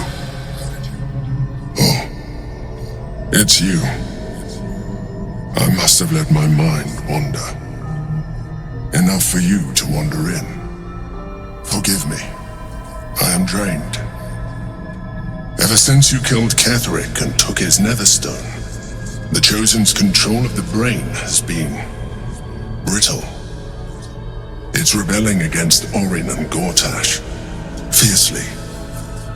I suspected that when we took Ketheric's stone, the brain would begin to break free. Those brain quakes confirm that my suspicion was correct.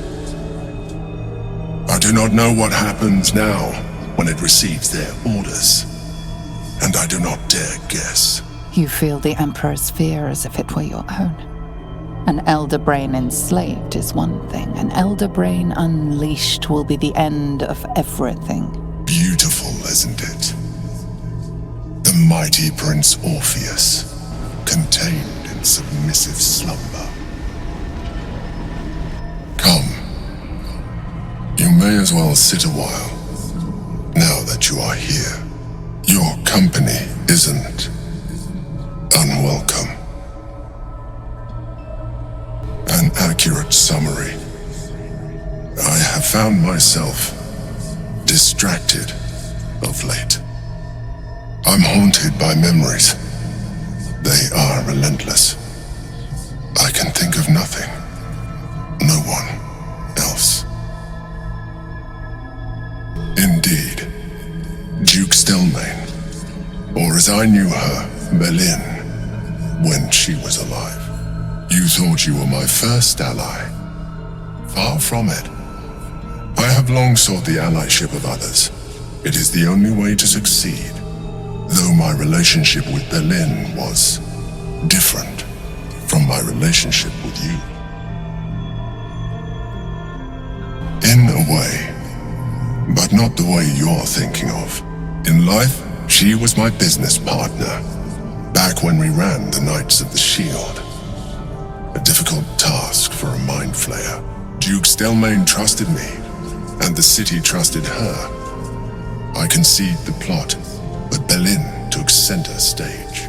It was she who met with the merchants, politicians, and patriarchs. It was she who negotiated deals and signed off on agreements. Her rooms played host to the most important conversations in the city. Together, we brought order to chaos. At its height, everything that happened in that city went through the shield. Through us. I could not have done any of it without her. Just as I cannot do any of this without you. But now, she is gone. I appreciate your understanding. What I feel is deeper than superficial cures can reach, and not entirely unwelcome. Most people think that mind flayers are soulless husks who feel nothing. I am glad you are not most people.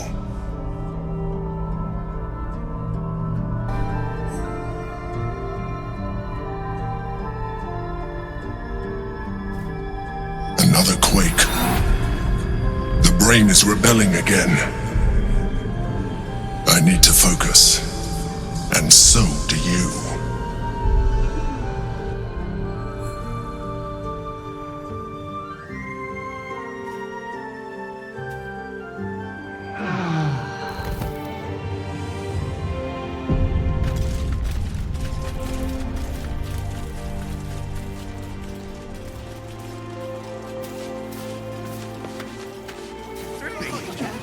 Must have been 10 legs. Well, we're shopping for... I believe you tried to climb up one, you madman! Sorry, chum, can't let you through. Worms Rock's closed for the day. Ordination is what? Lord Gortash is becoming Archduke. All the peers came to pay regards.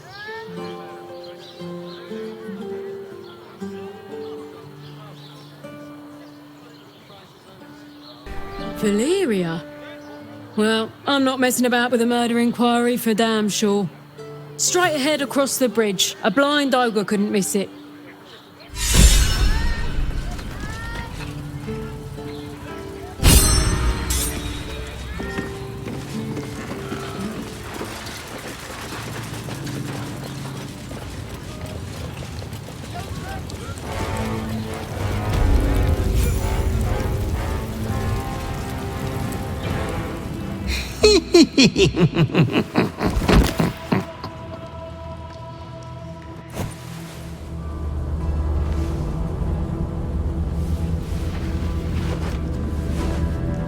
Triumph after triumph. You have excelled in base villainy. For she who fights with monsters should look to it that she herself becomes a monster. When you gaze long into the abyss also gazes into you. You have reached the time of majority, and you shall come into your birthright. But another seeks to disinherit you. Do not let her be your death. Your father loves you. You have already made us so proud. Slaughter your line. Become the last of your own. Lord Baal shall have but one chosen.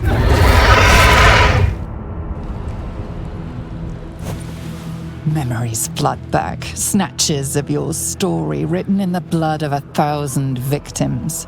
Years spent in worship of Baal, leading his savage congregation in prayer, sacrifice, and slaughter.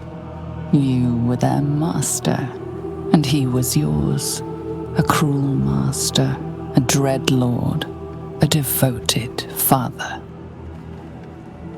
All is greater than you could have dreamed. You are a spawn of Baal, his heir, his scion. You are not the last of your name. Not yet. There is another. The abomination wrapped in flesh you saw in the colony. Orin, dear sister, must die by your hand, an offering in Baal's sanctum. Your heart pines for the love of your lord. Today is a wonderful day for murder. The urges are calling on you again, aren't they? I haven't seen you sleep through the night once in the past days.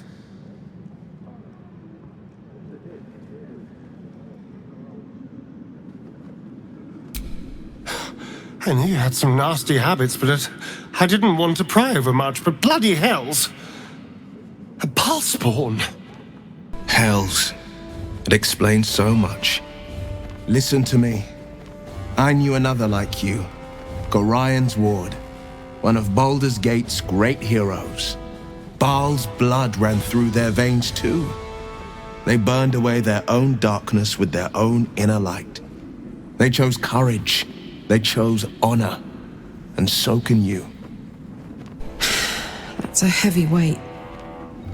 I know you can carry it, but it's heavy all the same. You are so much more than your parents. You're more than the affliction that wants to consume you. You are my friend. And you get to choose your destiny. Choose well, all right? Please. You are a mortal child of Baal. Be careful with whom you share that fact. I hear many of your kind have met premature ends. Probably more Baldurian parents scare their children with stories of your kind than mine. I thought your kind was extinct. Goes to show, you should always check your facts. So, how are you feeling? Keen to reconnect with your family? Or ready to throw yourself in an oubliette?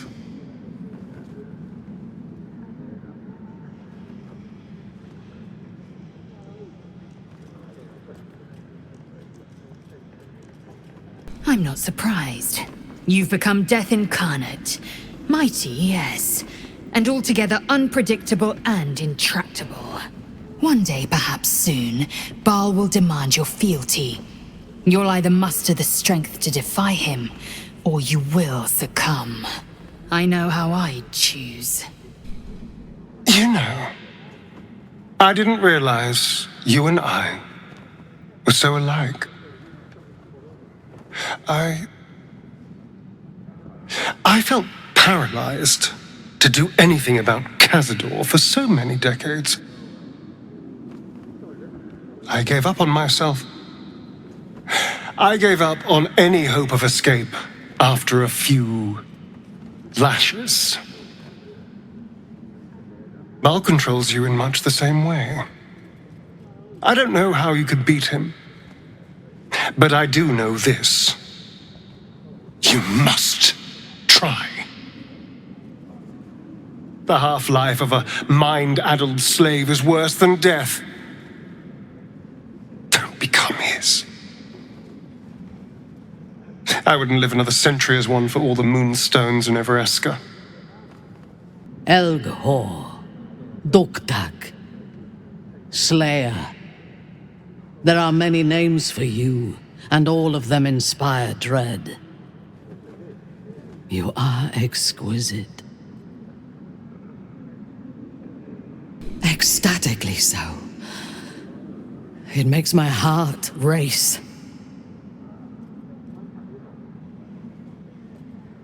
You must. Yours is a heritage of murder. It cannot be ignored or evaded. You will either kill or be killed. We must find the Temple of Baal, slaughter Orin, and claim your inheritance. I suppose that makes you quite remarkable. Though not in a way I'd envy, perhaps.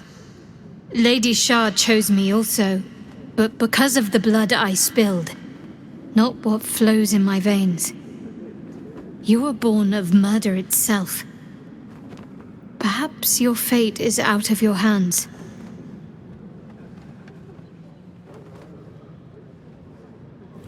Halt! We do not know how you gained entry, but your trespass shall not be punished. Lord Gortash has been expecting you.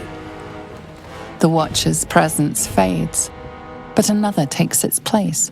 Confident, dominant, commanding. Greetings, old friend. Orin told me you were on your way here, but I scarcely believed it. Welcome back to Baldur's Gate. Welcome home. Allow me to formally invite you to my inauguration. Make your way to the ceremonial hall.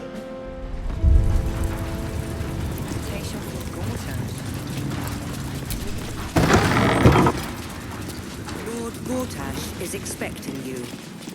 Please make your way to the audience. If it isn't little Will, straight to your handler. And I didn't even have to whistle. Mizora, I've had enough. You owe your life to me. Time to end the pact. Feeling cheeky, are we? Most unbecoming. Heard about your father. The Absolute's puppet. A damned travesty, if you ask me. He's upstairs in Worm's Rock, ordaining Gortash as Archduke. A splendid party, I hear. Perfect for crashing. Go on up. We'll talk after.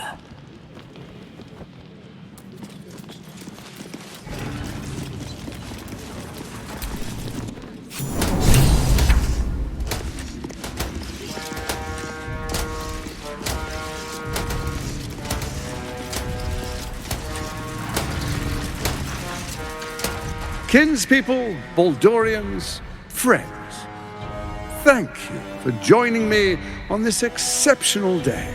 It's him. Gortash. This is it. I can practically taste his blood from here. My father's here, Karlach. Cool your fires. He must not come to harm.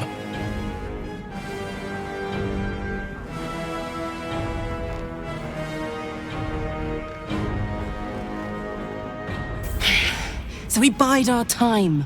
But make no mistake, that monkey is mine. A moment, please, my friends. An old acquaintance has come to pay their respects.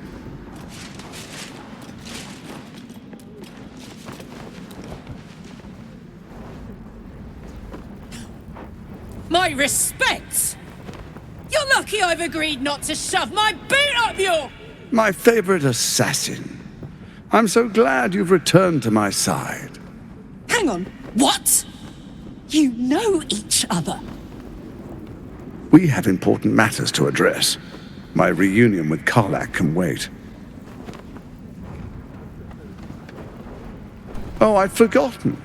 Your memories are quite lost, aren't they? Orin told me she'd made a fool of you.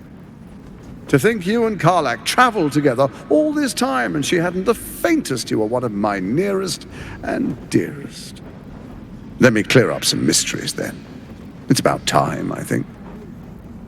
You and I initiated this plot. We discussed in depth the failures of our predecessors and how to avoid them. We understood that if we were to unite, no one could stand in the way of the Dead Three. So, unite we did. First, we obtained the crown. Then we enslaved the brain. From there, it was but a small step to the most successful religious hoax ever perpetrated.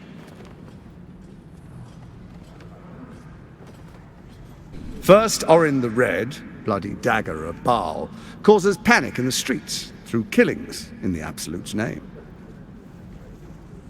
You would have carried out that part of the plan had Orin not ruined your hard work. Next, the threat of the Absolute's monstrous armies formed by Merkel's general, Ketheric Thorn. In such circumstances, people crave strong leaders. Leaders that bring law, order, and protection. Leaders like me, Bane's unyielding hand, author of justice. You are soon to witness the people of Baldur's Gate granting me complete power over them, all out of fear of the Absolute. The faithful will do anything in the name of their god. It was all going so well, until you vanished. Orin informed us that henceforth she would speak for the Temple of Baal, and act on their behalf. But she made a mess of things. Unlike you, she cannot control herself. Hang on. What the fuck is going on here?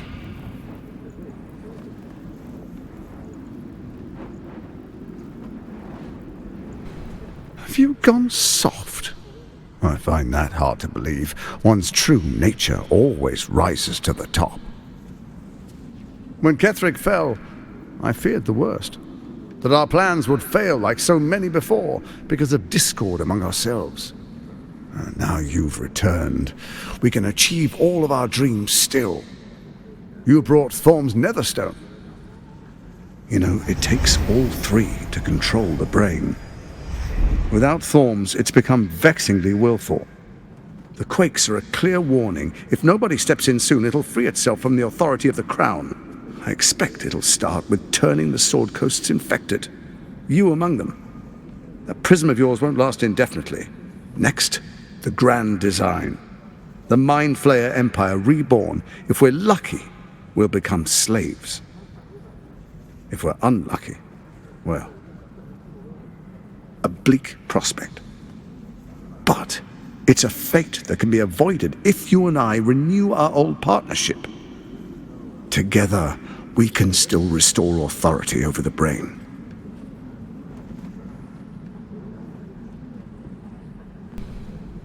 There's an old wisdom. A brittle alliance can never be mended. It can only break. With Ketheric felled, Orin proves treacherous. She craves the Netherstones for her own, desperate to impress Baal. She only cares for blood, and your blood and mine are of particular interest to her.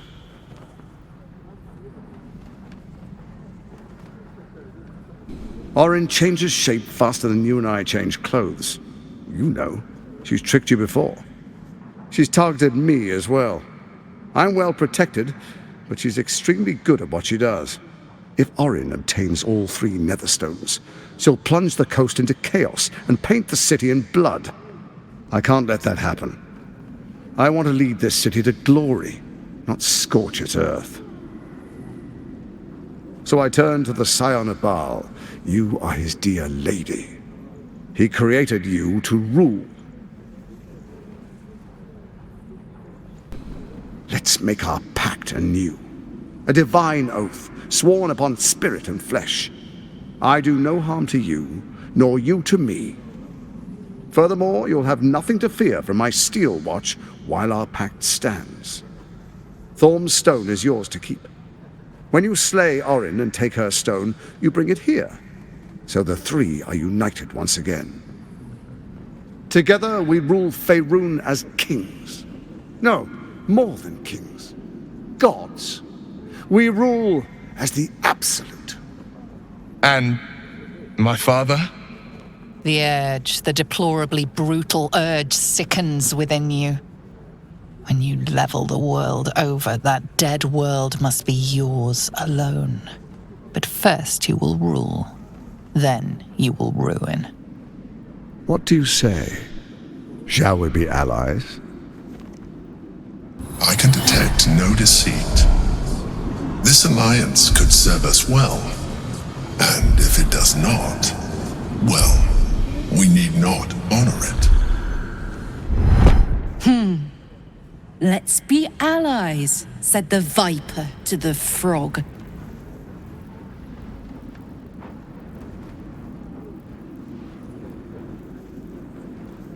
We would not meddle in each other's affairs. This was our agreement. She came to us as Baal's chosen. We are but servants to our lords. Your presence here means your lord sees a purpose for you yet. I tolerated Orin, but I liked you.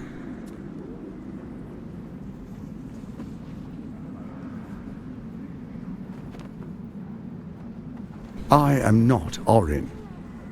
I know the value of alliance. Bane teaches his followers to reward those who support his chosen, not to betray them. You and I always knew we could only stand against the world united. Orin's blind ambition failed us. She compromised you just when success seemed certain. Ketheric, his obsession with his daughter made him lose all hold on reason. They floundered, even as they tried to rise above us. We will not, cannot make that mistake if we come together in trust. Perhaps a demonstration of why you need my help will motivate you to make the right decision. Your camp is compromised. One among you is an imposter, a faceless. Who, I can't say. I'd suggest a thorough investigation. You'll find I speak the truth. Take that with a grain of salt. This is Gortash we're talking to. The faceless in your camp is like a knife at your throat. Remove it quickly, or any alliance between us would be exceedingly short-lived.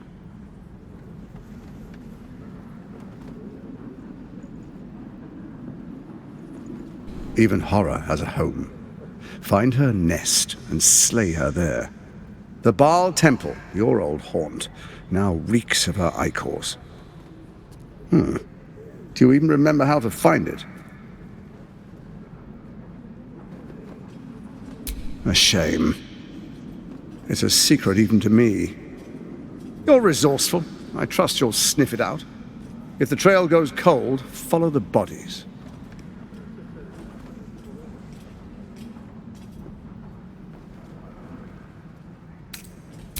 Orin is elusive, shall we say. The grip of the steel watch may be tight, but sand still slips through its fingers. Some conflicts are best resolved quietly. The people are cattle, obedient until panicked. Before you do, come and witness, as I make history as the first Archduke of Baldur's Gate. Then we proceed. The patriarchs await. Distinguished dukes, patriarchs, dearest Ravengard, I will heed your call. A new chapter begins.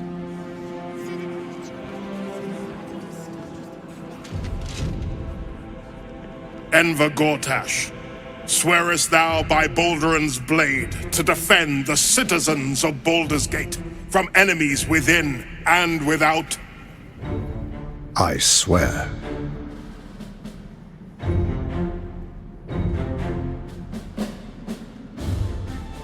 Swearest thou true faith and fealty to the same, by word, deed, and decree, so that none may suffer? I swear. Gathered guests, grant ye consent? Enver Gortash, the council appoints you Archduke of Baldur's Gate.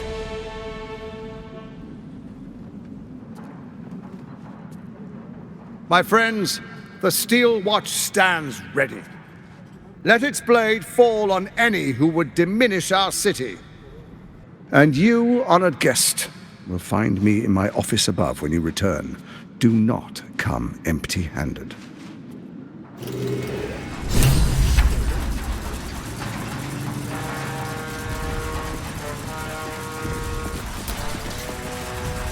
So there you have it. Lord Enver Gortash in all his glory. What did you make of him?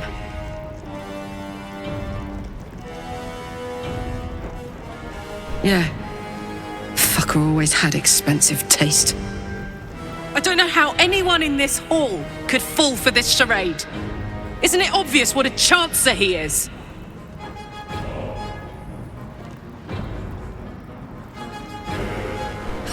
And they expect these big metal monsters to tuck them in at night while the Absolute knocks on the gates. If only they knew the truth. The Dead Three orchestrated all of this. And it's working.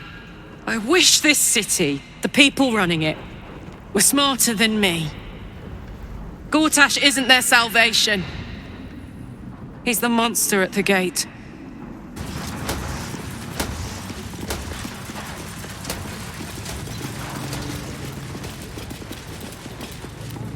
Truest of souls, bathed in her light. There is a fleeting connection. Your parasite communes with his, then falls quiet. Father, my dearest boy, the hells have touched you, but you've come to me just as Gortash said you would. A true soul, no less. Father and son, unstoppable generals. You and your allies will usher in a new dawn.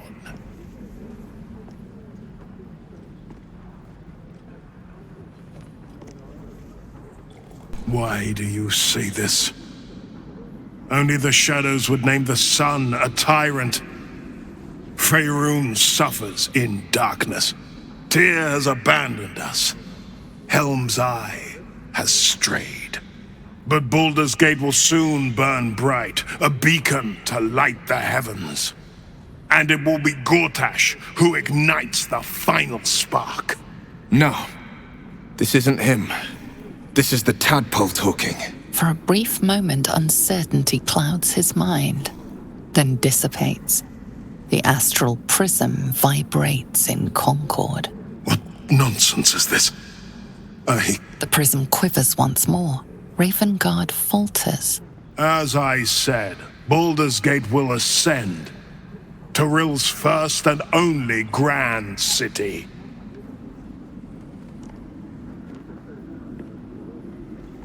First comes a vision of terror. The city of Baldur's Gate taken by Lithids. But beyond the terror, there is hope. You see a beaming Ravengard presiding over the sunlit city, applauded by the people. A people at peace. The true Ravengard lurks somewhere in this infected mind, seeking freedom, seeking victory. Have we finished then?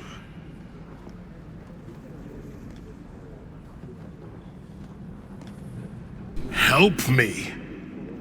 Ah, the Black Widow caught you in her web. Floric chose shadow over light. Her betrayal burned deeper than the fires of Avernus. She's been punished for her lies. Don't let her get to you. Punished? Gods. Don't want to imagine what that entails. Maybe there's still time to find her. Within Ravengard's memories, you find Councillor Floric. She is confined in a cell right here in Worm's Rock. The sun rises, true soul. Are you ready?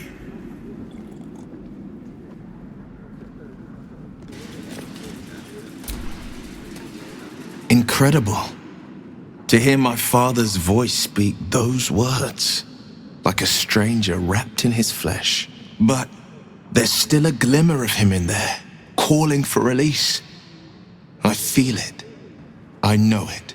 I won't let the Absolute keep him. This is my pledge.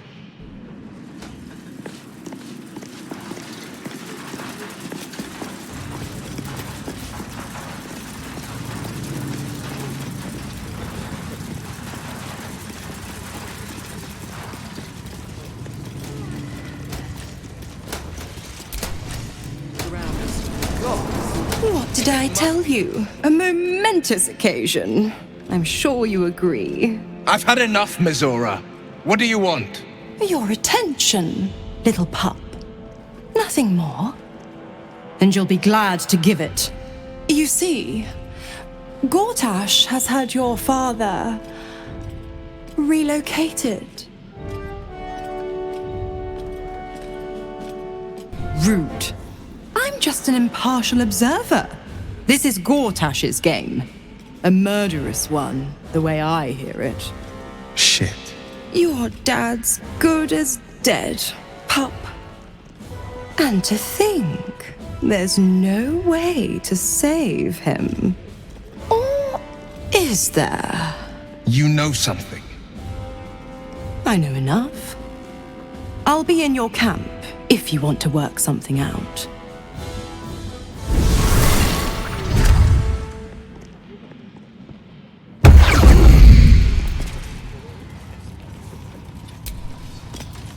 Of course she'd stick her infernal nose where it doesn't belong. Of course she's dreamt up some risible scheme. By all the hounds of the hells, what is she planning?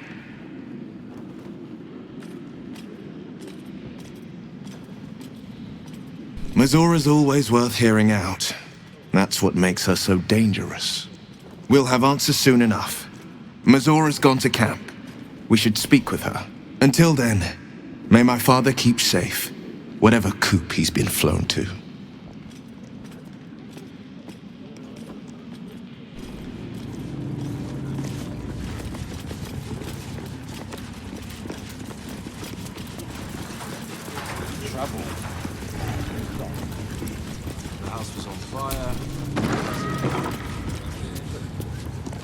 Are they going to arrest us? Before the fire started. What if they throw us in jail? Calm down, dear. It won't happen, I swear.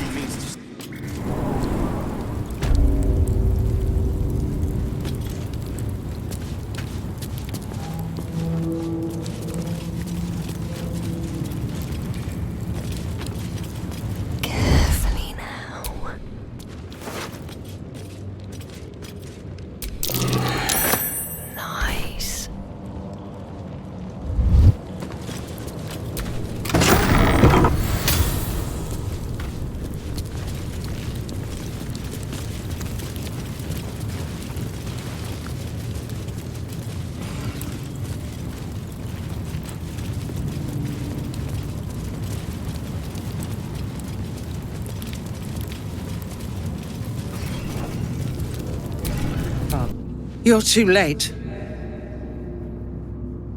It's over. By Avernus. Floric.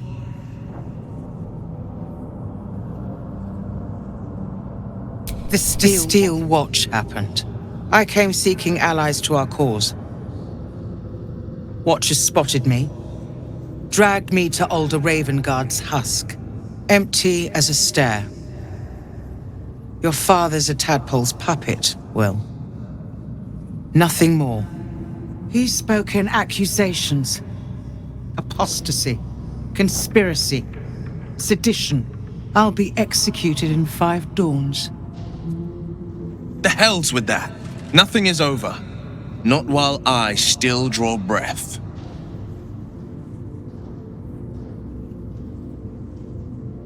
You felt him.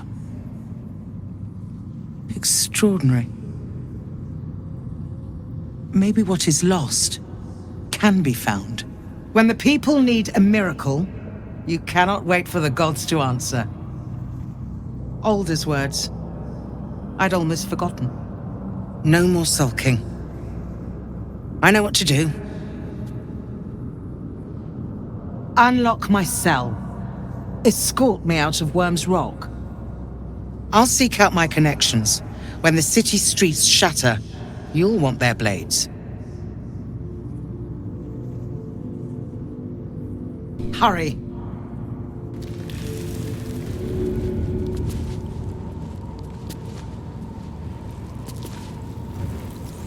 Maybe I should... No. This is good. Come on, open up.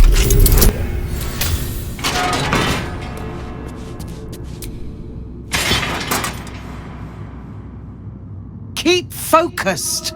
We can talk once I'm free. This calls for careful footwork. Bit of caution never hurt.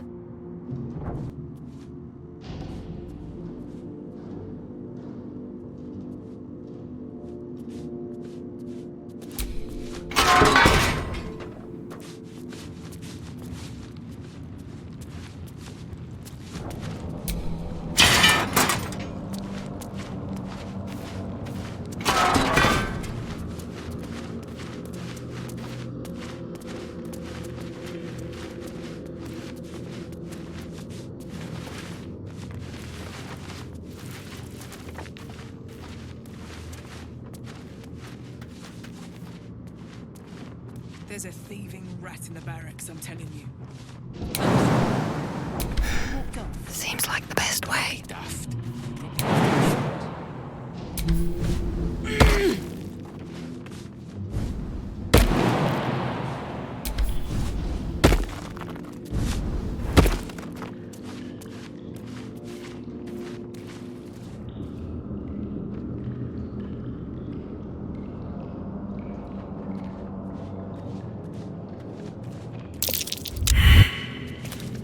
Can't risk being in open view.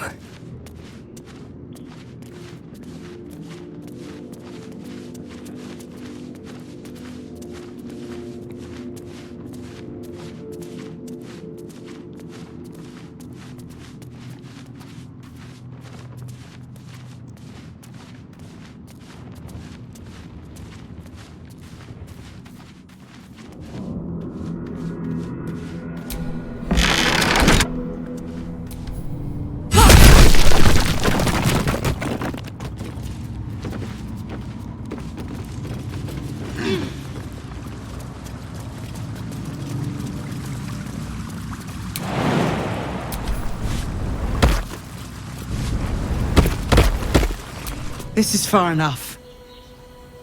The way should be clear. I can't thank you enough for getting me out of that damned prison. And for giving me courage when I'd all but run out. It's the least we could do. Your faith in this city should inspire us all. I will travel to the upper city. Find what allies I can. You won't fight the coming battle alone. As long as the city stands, I will stand with it. This is my promise.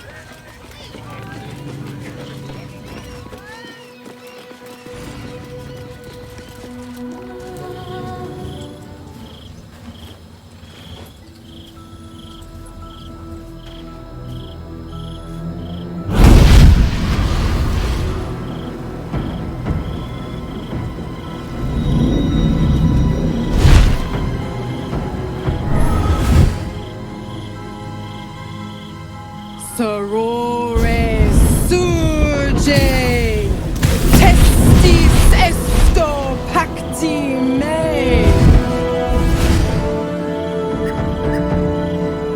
Come, sisters, be my testament. Notum sit in beator. Notum sit in beator. You've heard of such devils. Sisters of justice, adjudicators of diabolical contracts and bargains. Holy hells.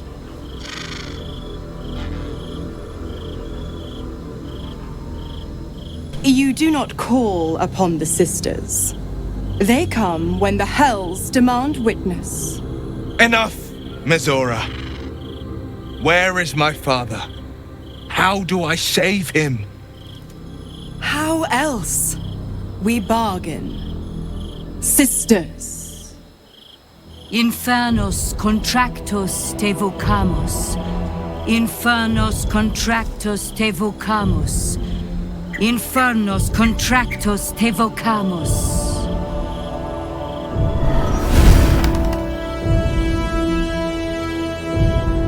Your contract, Will. Signed in blood, forged in fire, bound in bone, but not unbreakable. Yet no contract is ended without sacrifice, Will. The cost must be paid.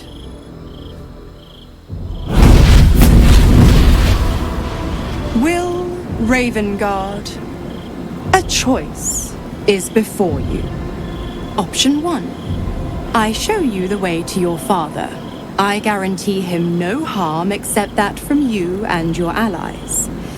And you pledge your soul to me and the archdevil Zariel in a pact eternal. Option 2. I break your pact and you are freed from your duty. Your father dies by his enemy's hand, and Baldur's Gate loses its greatest champion. Name your sacrifice. Bloody Zariel! I won't let her take Will. Silence, Karlak. Mizora, you asshole! Choose. You damned wretch.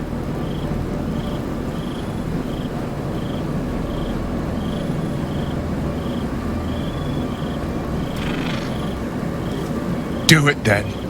Claim my soul for Zariel. Keep my father safe.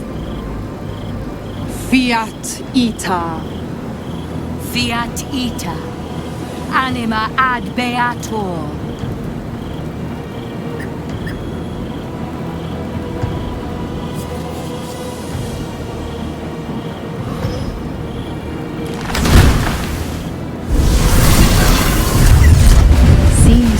got a new mission, pup. Go save your father. He's locked in a very nasty place. Gortash's secret command center and prison.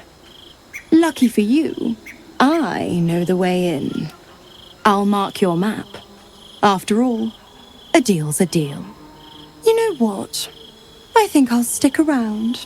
Not for the greater good, you understand. Just for the entertainment. Twice Mazoris held my feet to the fire, and twice was I burnt. But my father will live. We will return the Grand Duke to his people. And forever a devil's leash will choke me.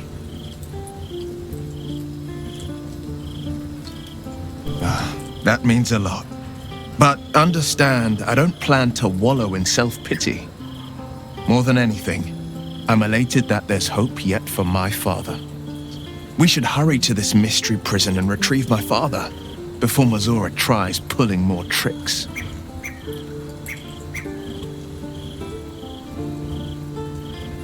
Gortash is the Black Lord's thrall. A liar, a tyrant.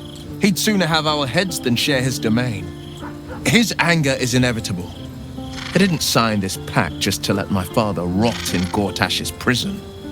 This prison's in the lower city. Let's move. I can't believe Will's given up his soul to Zariel.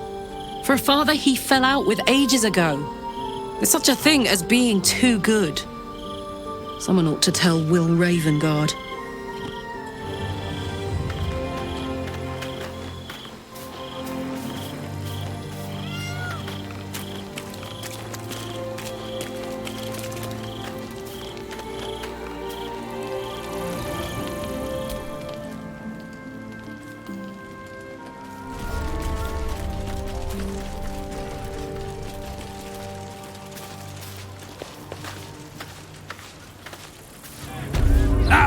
Thank you for the lift, my friend. Thank you very much indeed. Ta-ta! By order of Lord Gortash, all livestock admitted to the city must be surrendered. All livestock is now property of the Ducal Council for the duration of the ongoing emeritus. Failure to comply will result in imprisonment and, if necessary, Just see off the cultists. We'll recoup what we've lost and then some.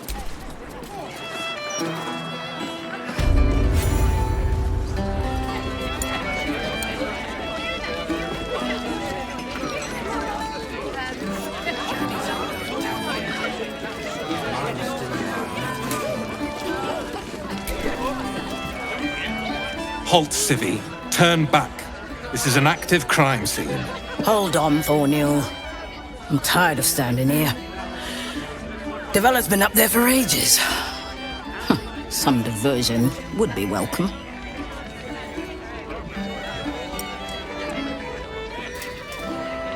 Constable Devella said she wasn't to be... Investigator Valeria outranks her. As you were, Civvy. Fair warning, though. She's in a foul mood.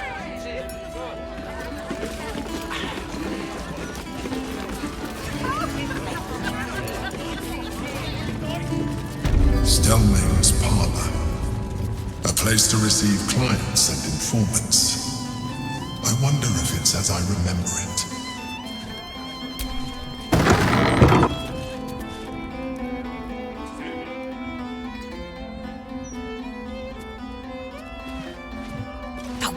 Bollocks! I told those idiots not to let anyone through. You. Name, rank, and reason for interrupting an active crime scene. For your sake, the last one better be bloody good.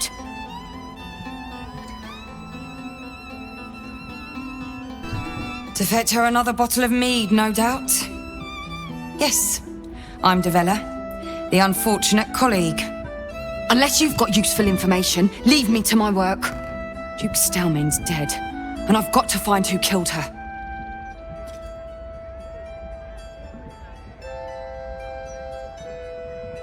Ball? That's exactly what I... Wait. How do you know about that?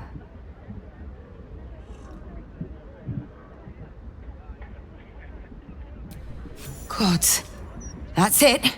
Proof that I was right. I've been working on an assignment, see? A research project of sorts. I knew my conclusions were sound. But this... I never expected this. I'll tell you what I know. A century ago, there was a man. Saravok Anchev. He was a child of the god of murder, Baal. He ruled the Iron Throne, a dark tower hiding a darker secret. It was the front for a deadly arms-dealing network. There, Saravok amassed an army and sought to become a god. Under his stewardship, the Baal temple was revived. And with it, the Baal cult itself. Fortunately, the temple was destroyed. And to cleanse the city of Saravok's memory, the Iron Throne was torn from its foundations and cast into the Chionthar. For most, that was the end of it. But cults like that don't disappear overnight. That list you spoke of confirms I'm right. The Baal cult is back, and someone is out there, continuing Saravok's work. No idea, unfortunately. But whoever it is, they're intimately familiar with Saravok's work. The brutality of the killings is on a par with Saravok's own. But there's something more here. Something new. There's a reference to these murders. A certain flair. It's as if they were done in worship. The precision of the cuts. The depth, the execution. The best butchers in Faerun couldn't make a cut like that. Trust me, I've asked them. I tried to explain all this to my superiors, but they wouldn't have any of it. They told me to drop it. Told me the city doesn't need another conspiracy theorist and to get back to doing my job before they find someone else to do it for me. But you're not bound by such constraints. Oh, help me out here. Help the city out.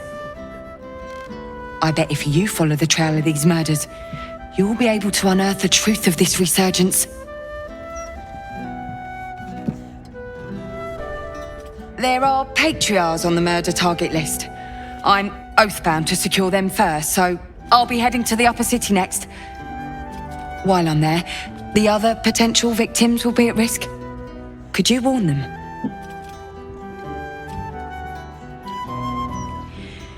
You don't seem to understand. My job is to help the rich first. But fine, if you're not interested in helping. I guess I'll just have to try and convince my superiors to put some resources into this matter. Once I've secured the patriarchs, I'll head to Basilisk Gate. Meet me there if you have a change of heart.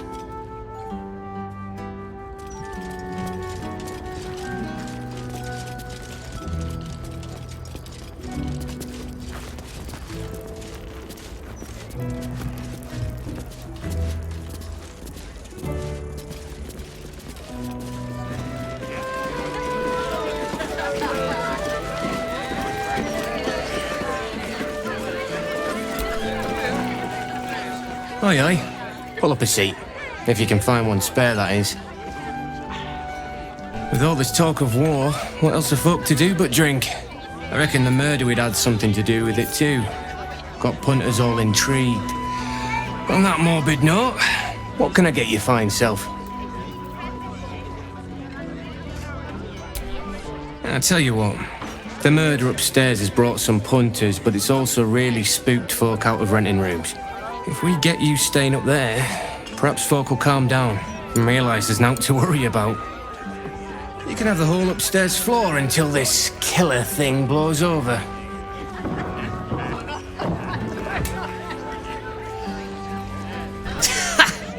Charity!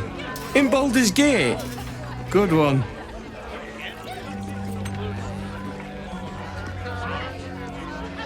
Keep your voice down about the bloody murder upstairs. Top floor's all yours. If it gets a bit too noisy at night, well, don't sleep above a pub.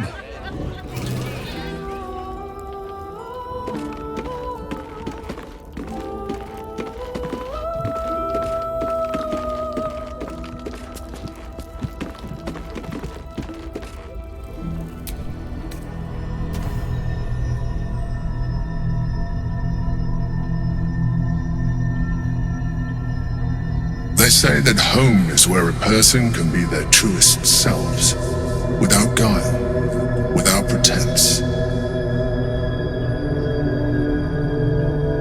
You did well to see off the Githyanki who had invaded mine.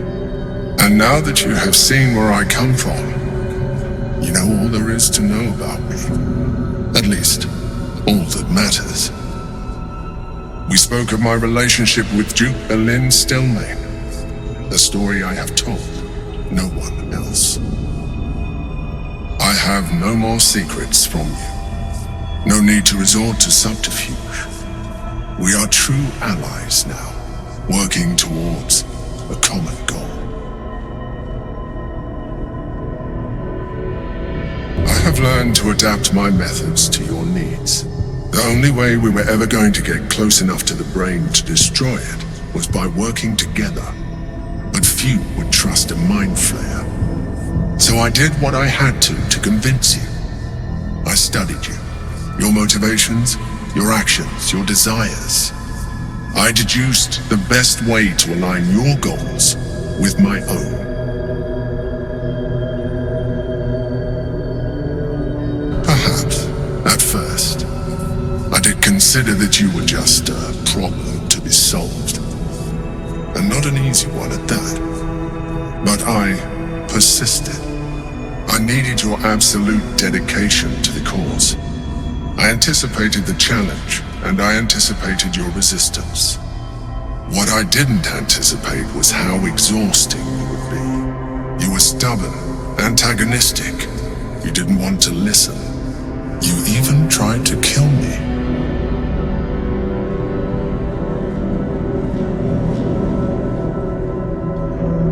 Antagonistic to the very end. But you made your choices. Such is the burden of freedom. And now we must move on.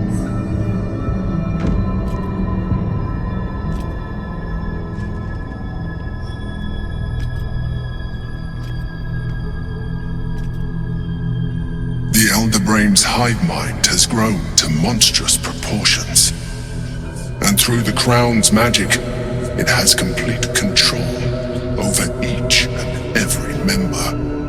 It was intelligent before, but now, with its hive mind established across the city, it is well on its way to becoming indestructible.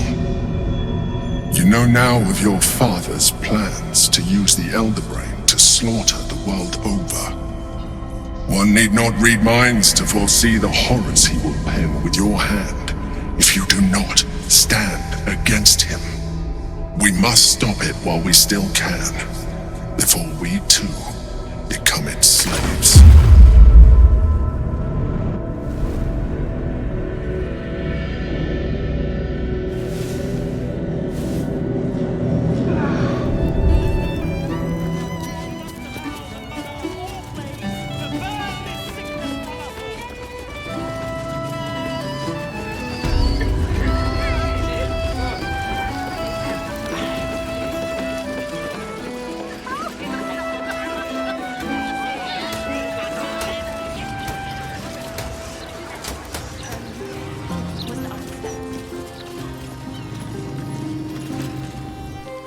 Shouldn't go wandering in dark alleys. Very dangerous hobby. Gets people killed. Wait, you're Farling's friend. She said to let you in. Funny little gnome she is. Always laughing at me, even when I don't joke. Come, I'll let you in. My pleasure.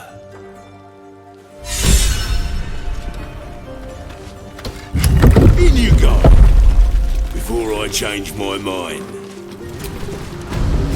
Well, well.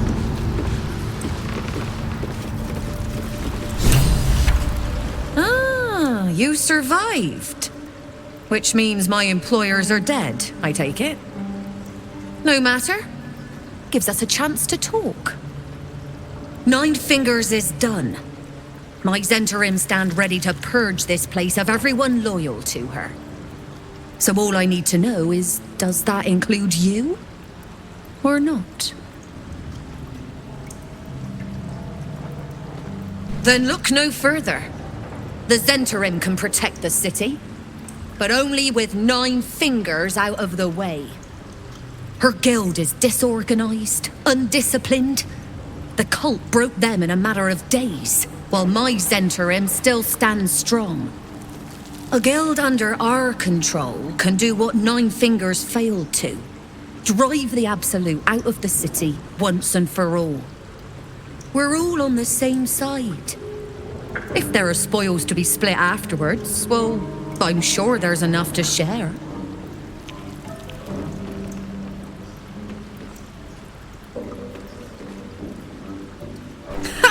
A hero. There's a time for heroics, my friend, and a time for common sense. This was the latter. To arms, Zentarim! The guild is ours! Once we clear out the vermin.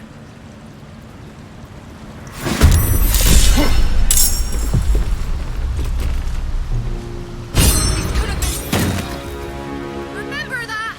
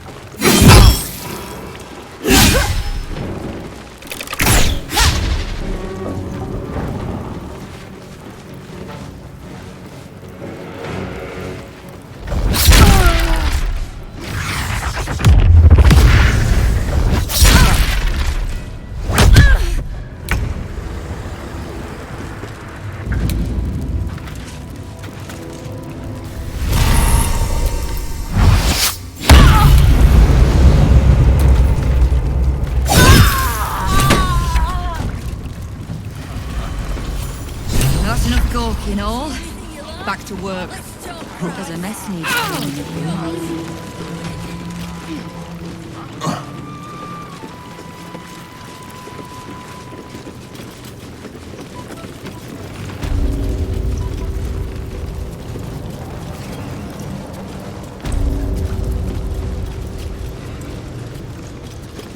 Suppose I should have seen that coming.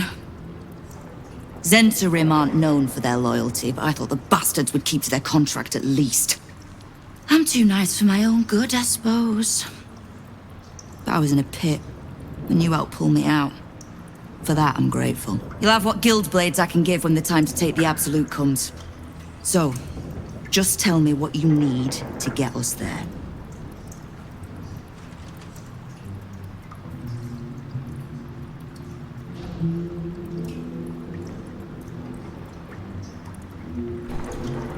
Knowing what I know usually comes at a cost. But let's say we'll put it on your tab.